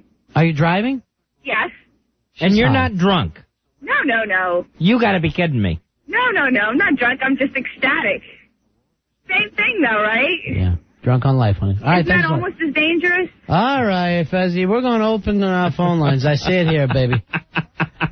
It's just open lines. We let everybody blow off some of this hot steam. Sure. 91 degrees. People are getting weird. It's nighttime, 91 degrees outside in the middle of a heat wave. No let up till past Friday at this point. Anything you want to talk about. Hey, Sean, you're on Ron and Fez. Hey, Sean. Oh. Yeah, go ahead, What can we pal. do for you, buddy? No, you guys, I miss you. You're great. We're right Card here. number 5278.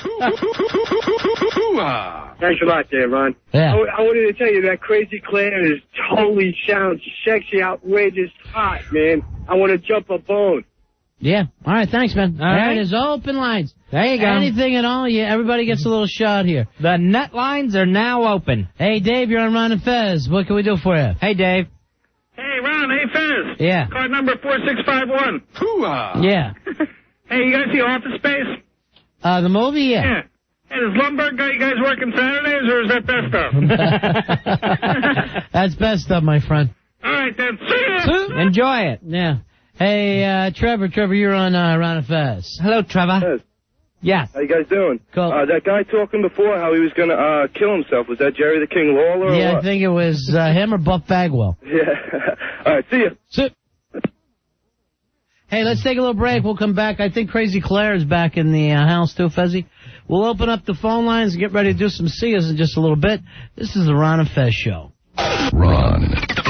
Fez 1027 WNEW. We're Ron and Fez. New at nights on WNEW. Open up the net line. Hey, Omar, you're on Ron and Fez. Hey, Omar.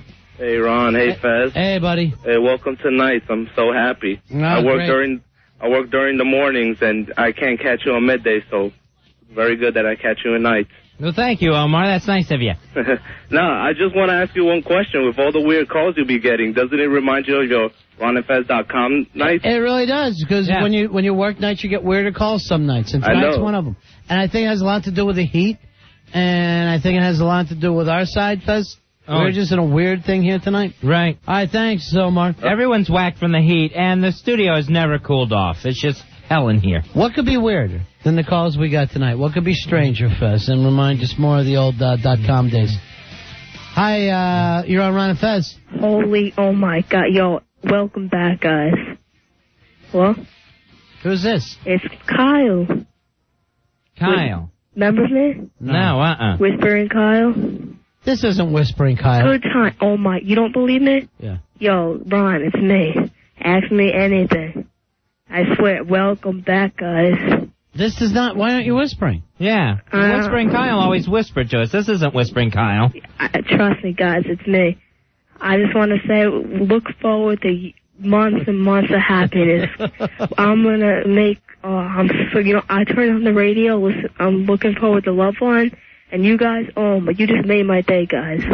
Love Line's on next. How come you don't whisper anymore? You allowed up this late now? Yeah, no. Because it's summer? I got my own apartment. Yeah, sure. Get not lying, Kyle. We're changing up from Whispering Kyle to Lying Kyle. Guys, it's going to be like the old days. Oh, no. It will not be, young man. I don't want it to be like the old days. All we need is the jobber to call and want to fight with him. Remember him? What's going on, guys? That's the job. It's the jobber. All right, I'm gonna hang up pretty soon. One more thing. Sooner than you think. Remember, one more thing. But it sounds like you've grown up a little bit since. I did. Yeah. I'm more mature now, guys. Right, I think his voice changed, I don't Ronnie. think I like it that way. All right, thanks, man. All right, good times. Good times. What? Has anyone taken this kid out for an OCD check with the repetitiveness? Now we need Joe Jr., who drinks his own pee. Yeah, it's Whispering Kyle. I'm back. Yeah, how are you? I got my own apartment now. I want you to meet the wife. Great to talk to you guys. I'm working on Wall Street.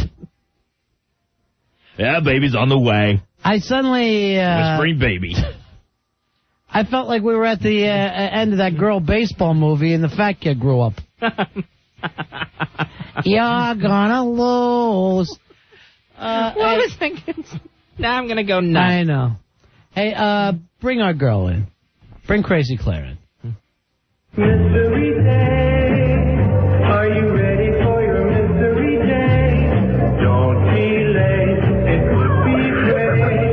Open the door for your mystery day. All right, our mystery date is back in studio. Hello. We sent them out earlier in the show. Crazy Claire is back with Nick. Look how cute Crazy Claire is.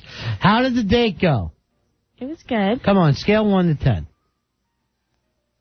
Oh, gee. Oh, that low. That Nick, low. did you let us down? I don't think... I had a lot of fun. Yeah, it was nice. No, Did you get anywhere? Did you get anything? Define anything. All right, let me smell your fingers.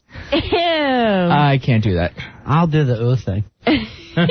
Smell mine. Well, you know, when I was there, I know where yours went, Fez. When I was at the Hard Rock, I figured out that was the Hard Rock that they had sex in, the Sex for Sam for the Opie and Anthony show. Yeah, is that so right? I got like freaked out in the middle. I was like, oh, wait. But I checked. I sat over all the stains, covered everything up nice. So you guys have fun? Claire, Yeah, it you're was kind nice. of being hesitant here. It was Nick nice. says he had a nice guy. You're doing a... No. It was definitely very nice. Yeah. It was just nice. Friendship thing. Okay. Just friends? You don't want to do any further? I don't know. Just didn't. Didn't click? No. Ah, Fezzy. I'm sorry, Nick. That's sad. He's a Nick, good-looking guy. Nick, why did you bring up cross-dressing early in the date? That's a very good question. I felt comfortable. I just figured Why would I'd you be myself. cross-dress? Only when I go see the Rocky Horror Show. What are you? You're What the, character? I usually dress as Frank. Oh, okay. So that's garters and bustiers and everything. Pretty much, yeah. Are you singing the song on stage too? Well, when I used to be in the cast in the city, in the village, and I was Brad, so I did a little bit of his stuff. Wow. We should do that one night. He's a semi-star. What? Rocky Horror Party. Oh, God. Can you imagine? You know, it's on tape. Why do people still go? Why don't you just stay at home and watch it? Yell. And have friends over. That way you don't have to go out in your undergarments. So you would actually be up there in the G-string and that whole thing? And not a G-string, just regular tighty-whities. That's disgusting. Okay. And a hush falls over the crowd. Yeah. An uncomfortableness. Maybe grab one of the songs, Al, and, we'll do it here. We'll have them sing Declare. Oh, that would be so nice. Oh, by the way, Stillwell Angel from the Instant Fever Stillwell Angel was the name of the little fat kid in A League of Their Own. Little Stewie. Stillwell, not Stewie. Yeah. No, they called him Stewie, though. Never. They did. Who would call someone named Stillwell Stewie? Did that movie come out during your first stay away? No, I remember her saying, she's like, are you going to go in the dugout, Stewie? You're going to say Stewie? Yeah. Whatever, you guys don't know anything.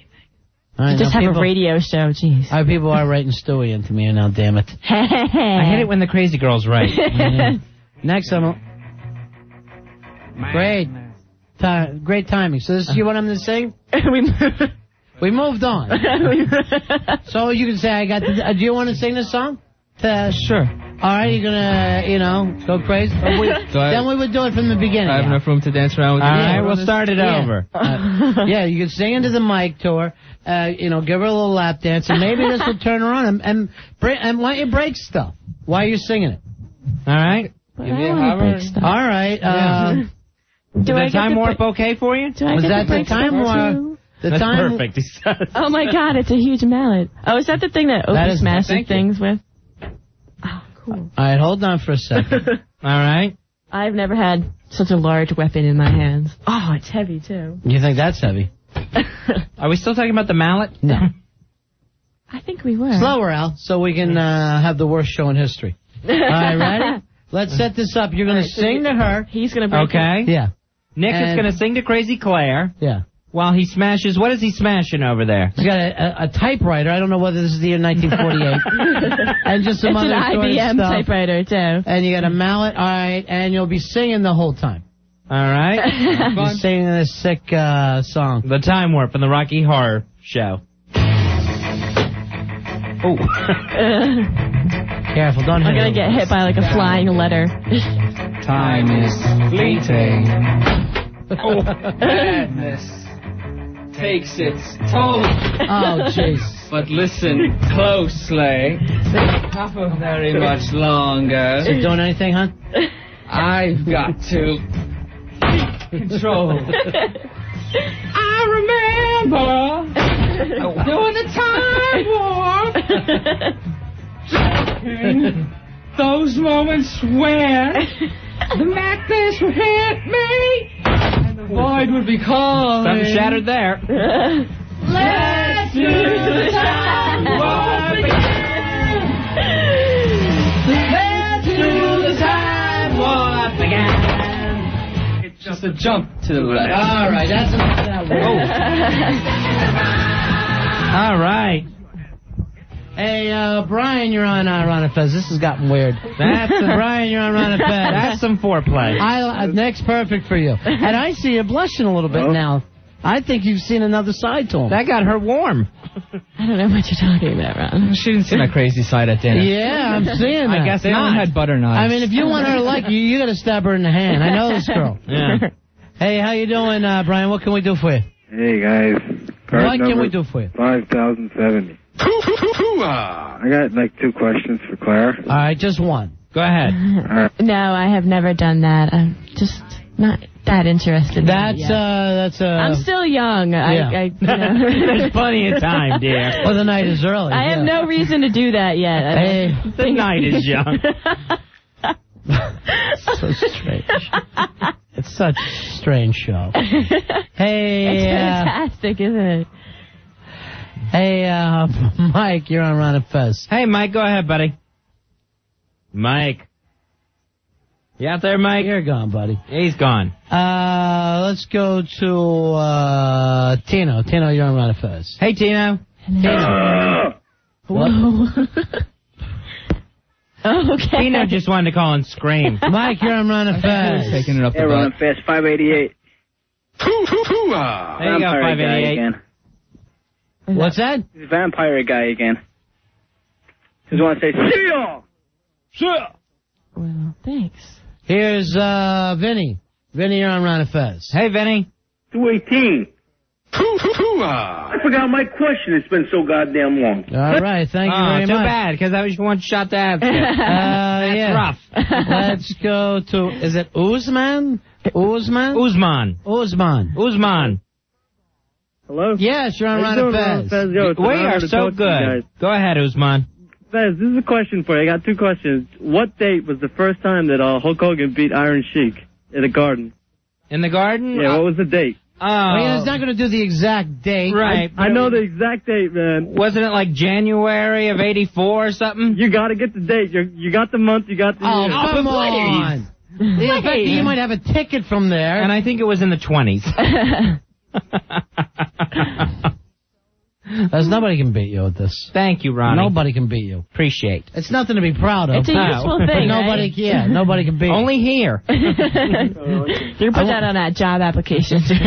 Hey, Justin, you're on Ron and Fez. Hey, Justin. Hey, what's going on, guys? I got a girl here, and we're trying to get her to say see ya. All right, let's hear She it. doesn't want to. All right, make her. Make her say see. Strangle her. Come on, say see ya.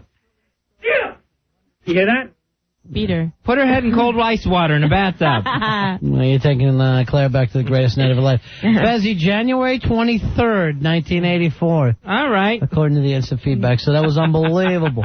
Hey, Jennifer. Jennifer, you're on Ron and Fez. That's just sad. Hey, Jennifer. Hi. Hi, babe. I just wanted to say that I'm happy that you guys moved to evenings because now I can listen to you. Before I was at work, so it makes it a lot easier now. Okay, honey.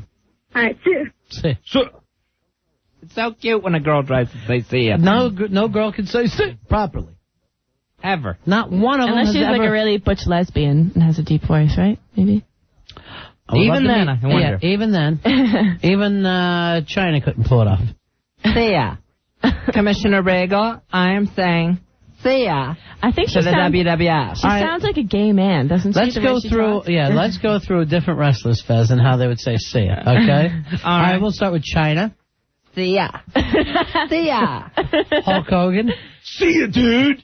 Randy Savage. Oh, yeah, see ya. Razor Ramon. Yo, see ya. And Bobby the Brain Heenan. Woofin'. See ya. Woof it up, humanoid. See ya. So stupid. Hey, Mike, you're on it, but just the stupidest thing we've ever done. Al, you know why? We're paddling. Hear that? You know, you had an uncomfortable night, but you're not on the air the whole time. Right. You haven't had the 4 hours of uncomfortability. Mikey, you're on Ron and Fez. Boy, howdy, fellas. Boy, howdy. What can we do? I got a better version phone. See ya. Yeah. If anything happens to my gold, something will happen to see ya. All right, thank you very much. That's Razor Ramon. He loved that gold. Chris, you're on Ron and Fez. Hey, Chris. Hey, guys. I just want to first say, Ron? Yeah.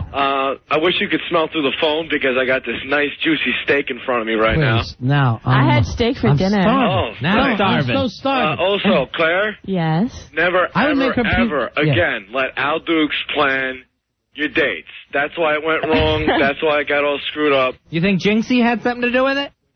Maybe. But, Al keeps on claiming he's got balls, but, I cut Al's clothes off. I got a didn't see any question. balls. Is Al going to be in that contest tomorrow? The stink is pink? Yeah. Yeah, how about you, Stink? Will we be smelling your pink? You can. I smell pleasant, though. Your pink? All right, guys. Are you saying your vagina smells good, Al? No, just all over I do. Your breast and your vagina. He Massengilled. It probably smells like the old lady perfume. Old lady perfume. Oh, you send someone out on a nice date, and look how they treat you back. I'm just not a nice person. Oh, yeah. Mike, you're on Ron and Fez. Hey, Mike. Hey, guys, what's up? Yeah. I just wanted to do DDP, see ya. Oh, great. Bada bing, bada bang, bada see ya. Al, Shouldn't we have gotten the two times, see ya. I think they need to even move us further back in nights, literally. Yeah. And behind a rock. Hey, Jose, you're on Run and Fez. First of all, thank you for moving to nights. I also can miss you guys from work. I'm always working, and now you guys are on at night. I can hear you. Cool. So I'm about to get my big-ass card so I can listen the whole time and the whole 3-hour tour and the whole 9. Uh-huh. I just say, see you, Ric Flair style. See ya! Woo! Woo! The Nature Boy. Here's another Flair. Hey, Flair, you're on Run and Fez. Wow. Flair, see ya. Go ahead. Well, since my idea was just stolen by the previous caller, thank you very much. That hurt. Hey, Fez, may I ask you a question, sir? Yeah, go ahead, buddy. Did you ever want to ride Space Mountain in the early 80s? Woo! Wait, real quick. I've got the best see you for you. Ready for this? Yeah. Who better than see you? All right, that was a Canyon. That was a see ya. letdown. Yeah. That was a Oh, letdown. you don't like Canyon? He built it up, but... Who's better than Canyon? Nobody. Hey, Mike, you're on Run and Fez. Anybody. Mike, you're on Run and Fez. How you doing? Mike. Hey, what's up, guys? Yeah. My wife said she's going to be the first woman to do it right. All right, let's hear this. Hang on. Yeah. See ya. Oh, God. God. So sad. We tried, sorry. That was hideous, You didn't Mike. even try, Mike. Divorce her. You can do better. He didn't even prepare her for it. Hey, card number 3133, though. God bless you, my man. There you go. Tell your wife I said. Liz, Staten Island Liz, you're on Run and Fez. Oh, hey, Staten Island Liz. Hey, big-ass card member 1529. All right, baby. Just wanted to give you a quick TV update. South Park sucked tonight. It was horrible. I thought the whole Not one Tally funny thing. part. I thought Tally was amazing. Well, the towel. Towel, smoking pot. How could you have someone smoke pot and not be funny? I don't get it, but it was not funny at all. Okay, baby. See? We enjoyed it the other night, talking about it. Now, I guess tomorrow is going to be Paul Lowe, right? Yeah, Paulo will be on tomorrow. Oh, Paulo's in. And Are you going to give him an enema? He's going to be doing American Pie 2. Oh, okay. The others with Nicole Kidman.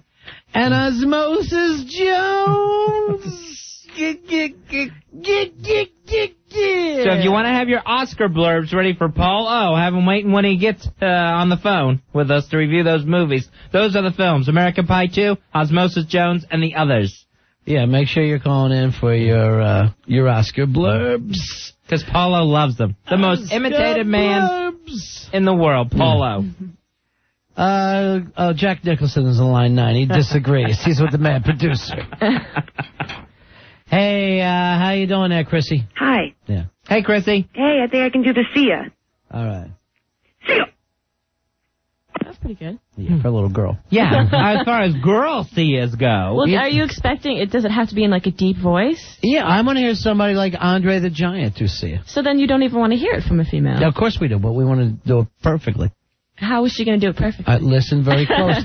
Instead of yapping like we're all inside your mind somewhere, Claire, we're real people setting up a bit. All right, here's Andre the Giant doing see it. See, that's perfect. You want a woman? A woman wants. I want a woman to do it like this. That's the proper way to do a see it. See it. Oh, that's bad. You know what? I had to have your boyfriend take that mount and break both your kneecaps with it. Oh, she'd love it, Ronnie. I don't think you can. Look at the size of these legs. My ex-boyfriend measured them. They're like some... How long are they? Inseam. Can I do your inseam? I can't remember. Was it 50 inches? Does that sound right? I don't know. I don't remember. Just felt like it. They're nothing. They're the longest legs I've ever seen. Fez, is this Kieran at number 11 or, is it... Yeah, that's Kieran. Okay, Kieran? Hey, Kieran. Hey, Ron. And your name is... Macho Man CN. All right, wait a minute. Your name is Kieran? Yeah. Like Macaulay Culkin's little brother. All right, no problem. Correct. Hey, I got a lot of gay friends. Go ahead. Let's hear it, Kieran. Ooh, yes. See ya. We're whacked tonight. It's literally whacked tonight. I'll tell you what. If I don't get out of this boiling room soon, Yeah, I know. I am just going to keel over like Corey Stringer. You're going to be carrying me You're out of hotter here. than Corey Stringer right now. Corey Stringer couldn't have possibly been hotter than me last week. You know what I love, Al? You lied to us and said that, O&A had a lot of people in here, so it made the room hot. Oh, now you got Earl working on it. It's 5 minutes before the end of the show. It's down as cool as it's going to get. Earl, Let me ask you this. Doing. It's because I'm in here, baby. Do you honestly think you should be paid for tonight? Absolutely. Not. Really? Yeah, sure. By the hour? No. Why do you think that there's other nights that you make up for this? Is that your point? Yeah, I mean, I'm not sure everything was terrible. No, it was terrible. Tonight was the worst show I've ever been involved in my whole entire radio career. Tonight's the worst night. And you know why? Why is that? How?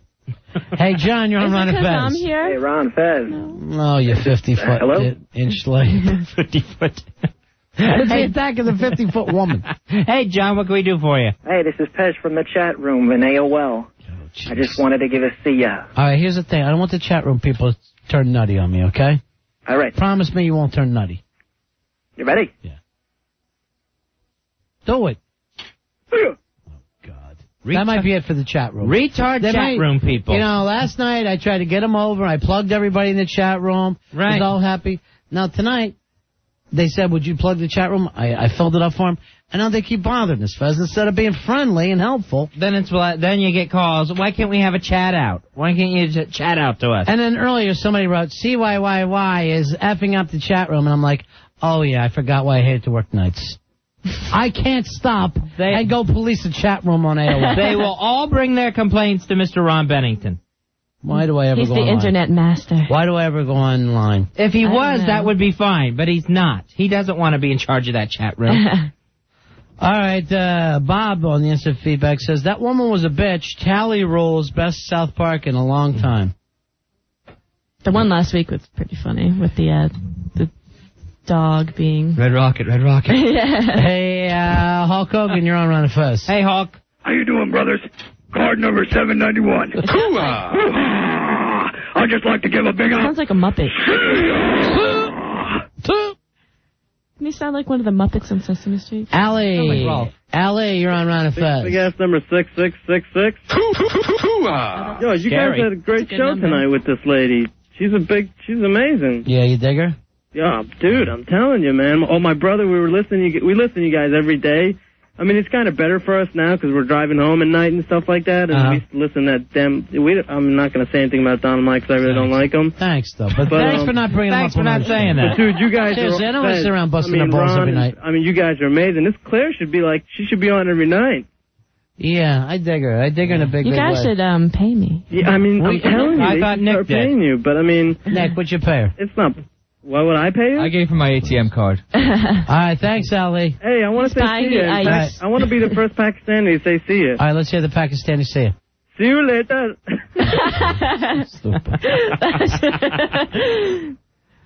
All right, here's Bill. Bill, you're on Ron and Fez. Hey, Bill. What's up, guys? Yeah. Welcome to nighttime with the drunkards again. Oh, yeah, they're all out. Yeah. All right, I just want to say, see ya! Yeah, you've got the crazy people back and the alcoholics back into your audience. You know what? But here's the thing. Fez and I could do a show at 7 o'clock in the morning. They'll come. Hey, you get people just hammered. We're like a bug light for alcoholics. We bring them in. All right, Steve, Joe, and Bill. Let's hear you see us. See ya! All right, got to run through some. Hey, Maria. Maria, you're on Ron and Fez. Let's hear you see it, baby. Go ahead, Maria. Hi, how are you? I would like to do a see ya. Yeah, that's a lie. This is not a woman. You know what, Al? Tomorrow, you're doing the phones, okay? And Billy watching, okay? You know why? Why is that? You got to be in charge here. You got to be the producer of the show. Starting tomorrow, you start producing the show, okay? Gotcha. You and Buff Bagwell sit down together and work it out. Okay. Hey, Paul, Chris, and Felix. Go ahead, guys. What do you got?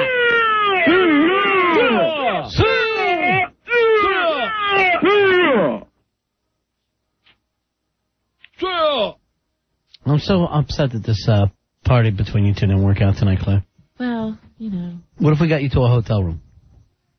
Well. Fill the tub with ice cubes. Oh, no. What about knives? Okay, I'm there. The lovely, crazy Claire, who could be better Fezzy tomorrow night. Anybody. Oh. Tomorrow? No. That's Can I the tell you canyon something? thing. Fez. What?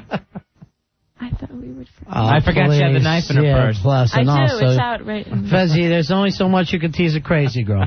Thank you, Do you Crazy see the- Claire, do you for see the coming look in in. my You know what we ought to do? We ought to throw a spider on her back. See what happens? Or just tell her. She'll feel I it. should bring my snake in next time. I have a pet snake. Please. Really? Mm-hmm. What kind of snake? Like one of those big ones? He's not big yet. He's a baby. He's a corn snake, and his name is Mr. Snuggles. Oh, God.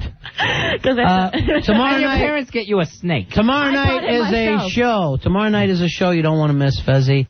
It's Stink is Pink. Al, do you think you can... Who's going to be smelling? Pull that off? Absolutely. We got a couple of lucky big-ass card winners that are going to come in. And tomorrow night, we are also going to have a drawing for the trip. Is that it? Or we're going to contact one of our big-ass... Yes. For the Hot Wire Challenge? Yeah. We're going to contact one of our big-ass club members. So we will probably say at the beginning of the show, and, a lot of these people don't have a chance to change their numbers, Al. Right. So, try to be as fair as you possibly can. Will do. But that trip has to go out tomorrow. Stink is Pink, I think, is going to be just fabulous. Claire, I wish you were in it tomorrow. I don't want to be stinky. You think that you're worried you might win. That's terrible. Just looking at you, I think that you could win.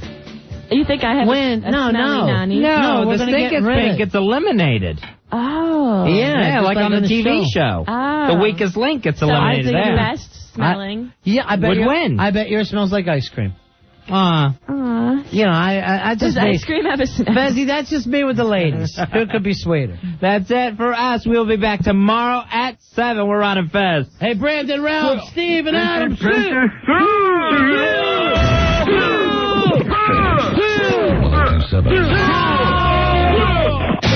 WNEW announces our new fall lineup. Sports Guys morning, Don and Mike middays. Opie and Anthony afternoons. Don and Fez nights. 1027 WNEW.